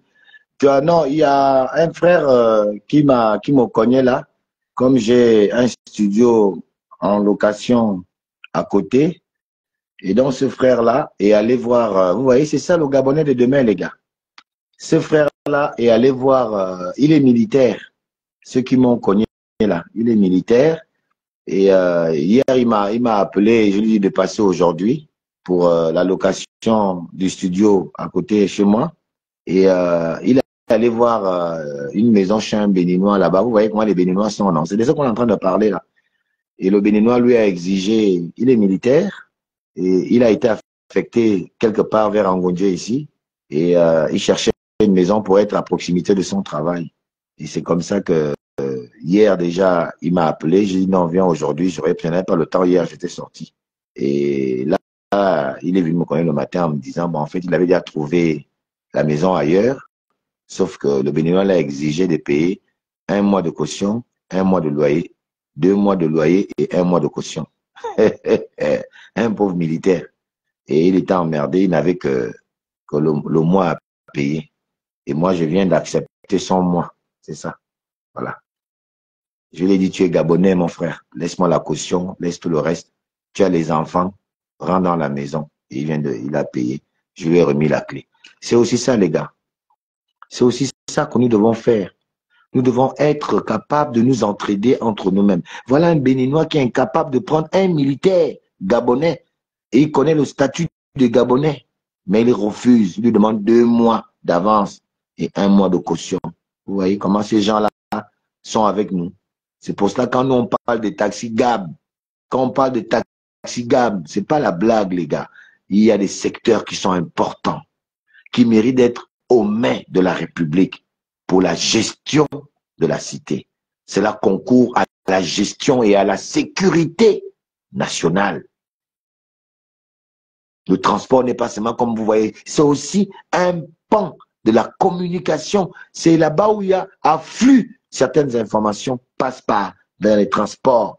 Donc, ça doit être aux mains des nationaux pour éviter les fuites, pour éviter certaines choses. C'est pour ça, dans leur pays, les pays des gens là, eux, ils nationalisent ça parce qu'ils savent que la communication passe là-bas. Là-bas, il y a aussi des secrets qui se disent, comme les bars. Même les bars doivent être aux mains exclusivement des Gabonais. Bon, encore que. Voilà. Donc, c'est ce que je voulais dire à mon frère Bompins aujourd'hui et à d'autres qui ont emboîté le pas de Bompins, leur dire que nous sommes dans une république organisée, vous-même vous le dites, que nous sommes dans un État démocratique organisé. Laissez donc cet État démocratique et organisé réagir. Réagir. Tu n'es rien, Bompins. Ton titre de conseiller ne te confère pas tous les droits que tu veux te approprier là. Reste sur ton couloir de conseiller du ministre de la Culture et laisse les autres dans leur couloir de porte-parole du gouvernement, porte-parole de la présidence de la République, qui peuvent également utiliser les canaux officiels que sont la radio et télévision gabonaise. C'est les canaux officiels de démenti de la situation que les Gabonais vivent depuis 2 jours. Ce n'est pas, il n'advient pas à toi de venir faire un démenti quelconque, qu'il soit avéré, qu'il soit pas avéré. Il ne s'agit pas de jeu, parce qu'on a un téléphone. Il s'agit de la République, et pas n'importe quelle République, la République gabonaise. C'est de ça que je viens de te parler en toute humilité, sans penser autre que le vœu, le souhait de dire à mon frère de savoir parfois prendre du recul sur certaines choses, parce que nous avons aujourd'hui un statut qui ne nous donne plus la liberté de faire comme nous voulons, mais plutôt la liberté de faire comme les règles l'exigent, pour rentrer au panthéon des grands hommes, des hommes aimés. Il faut respecter ton couloir et rester dans ton couloir si tu veux bien naviguer pour arriver à bon port. Arriver au port de tes rêves. La politique est parsemée d'embûches. Il faut être intelligent pour t'entremêler entre tes embûches et d'arriver à des fins que tu t'es assignées en fonction des rêves qui sont arrivés à toi. Donc, c'est ce conseil que je voulais te donner, d'éviter de nous amener un peu là-bas. On fait semblant, les à peu près, les machins, ça ne nourrit pas, ça ne grandit pas plutôt la nation. Ça ne grandit pas la nation. Il faut être sûr de ce que vous faites. Montrez que le pays est organisé, que nous avons commencé la restauration à partir de vos habitudes. La restauration que Brice Clotaire Oligui Nguema nous parle commence à partir du changement de vos comportements qui sont restés dans les cancres,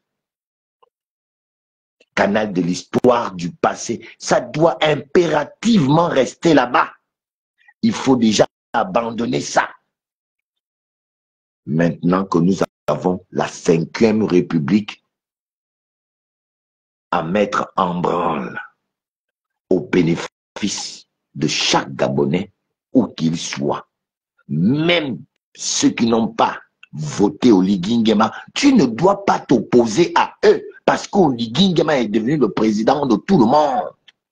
Il n'est plus l'opposition, il n'est pas le président de ceux qui l'ont élu, qui l'ont voté. Il est le président de la majorité des Gabonais, de tous les Gabonais, même ceux qui ont battu campagne contre lui, même ceux qui n'ont pas chanté pour lui.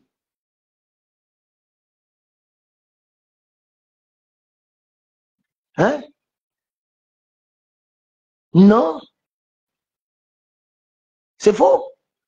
Et donc, cette usurpation que vous faites de l'histoire, vous usurpez l'histoire. Vous usurpez non seulement l'histoire, mais les actions qu'ont posées certains qui vous ont profité aujourd'hui d'être là où vous êtes. Et vous dites combattant.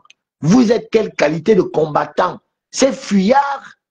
Vous qui fuyez toujours, après on dit que je suis exilé politique. J'ai jamais été exilé politique.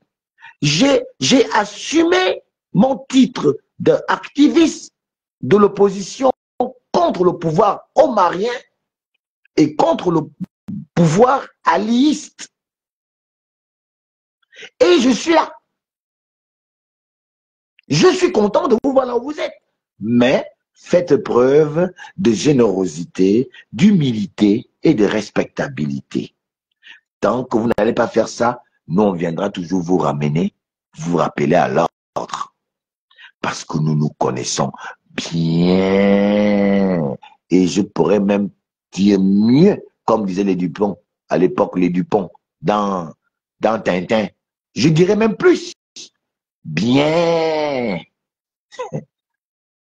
Voilà ce que je voulais te dire. Peuple gabonais, merci pour ceux qui m'ont suivi dans ce live qui a été très long, mais il fallait quand même que j'aille au bout de ma logique. J'ai voulu rappeler à mon frère Bonkpins aujourd'hui, conseiller du ministre de la Culture, qui est un homme d'art, puisque c'est un artiste. Bonkpins était un Gabonais qui a fait aussi à sa manière le combat. Je voulais le ramener à l'essentiel, à ce qui nous a réunis hier. C'était le combat de la libération des Gabonais et des âmes. Et donc ce combat de la libération qui est devenu effectif depuis le 30 août 2023, nous dit-on, il faudra que ce Bonkpins n'oublie pas d'où il vient parce qu'il s'est perdu. S'il se compte davantage, il se perd là où il veut aller, que Bonkpins pense à revenir sur ses pas pour se retrouver là où il a commencé. Et il a commencé où? Il a commencé dans le combat de la libération du pays pour la démocratie, la liberté d'expression et les droits fondamentaux des Gabonais. Ce sont ces 4 éléments ou 3 éléments qui ont permis à Bing Pins d'être là où il est, parce qu'il a dégagé un certain aura, parce qu'il a dégagé une certaine confiance dans certains esprits, et ces esprits-là qui l'ont accompagné en soutenant ses actions, qui ont fait qu'un regard particulier de Brice Kotter Oligui Nguema aille vers lui et l'appelle à contribution sur cette restauration des institutions qui est aujourd'hui l'espoir de chaque Gabonais où qu'il soit et dont bénéficient aujourd'hui les largesses, Bompins et consorts. D'accord? Si nous sommes donc d'accord de ce point de vue, je suis Alain Gauthier, vraiment votre humble serviteur, la voix des sans-voix, le petit marteau qui vient casser gros mensonges établis en République gabonaise. Vous l'aurez compris, le haut-parleur très souvent placé au centre des viseurs. Ainsi se termine mon live. Force et honneur toujours à la nation. C'est enfin notre essor vers la félicité.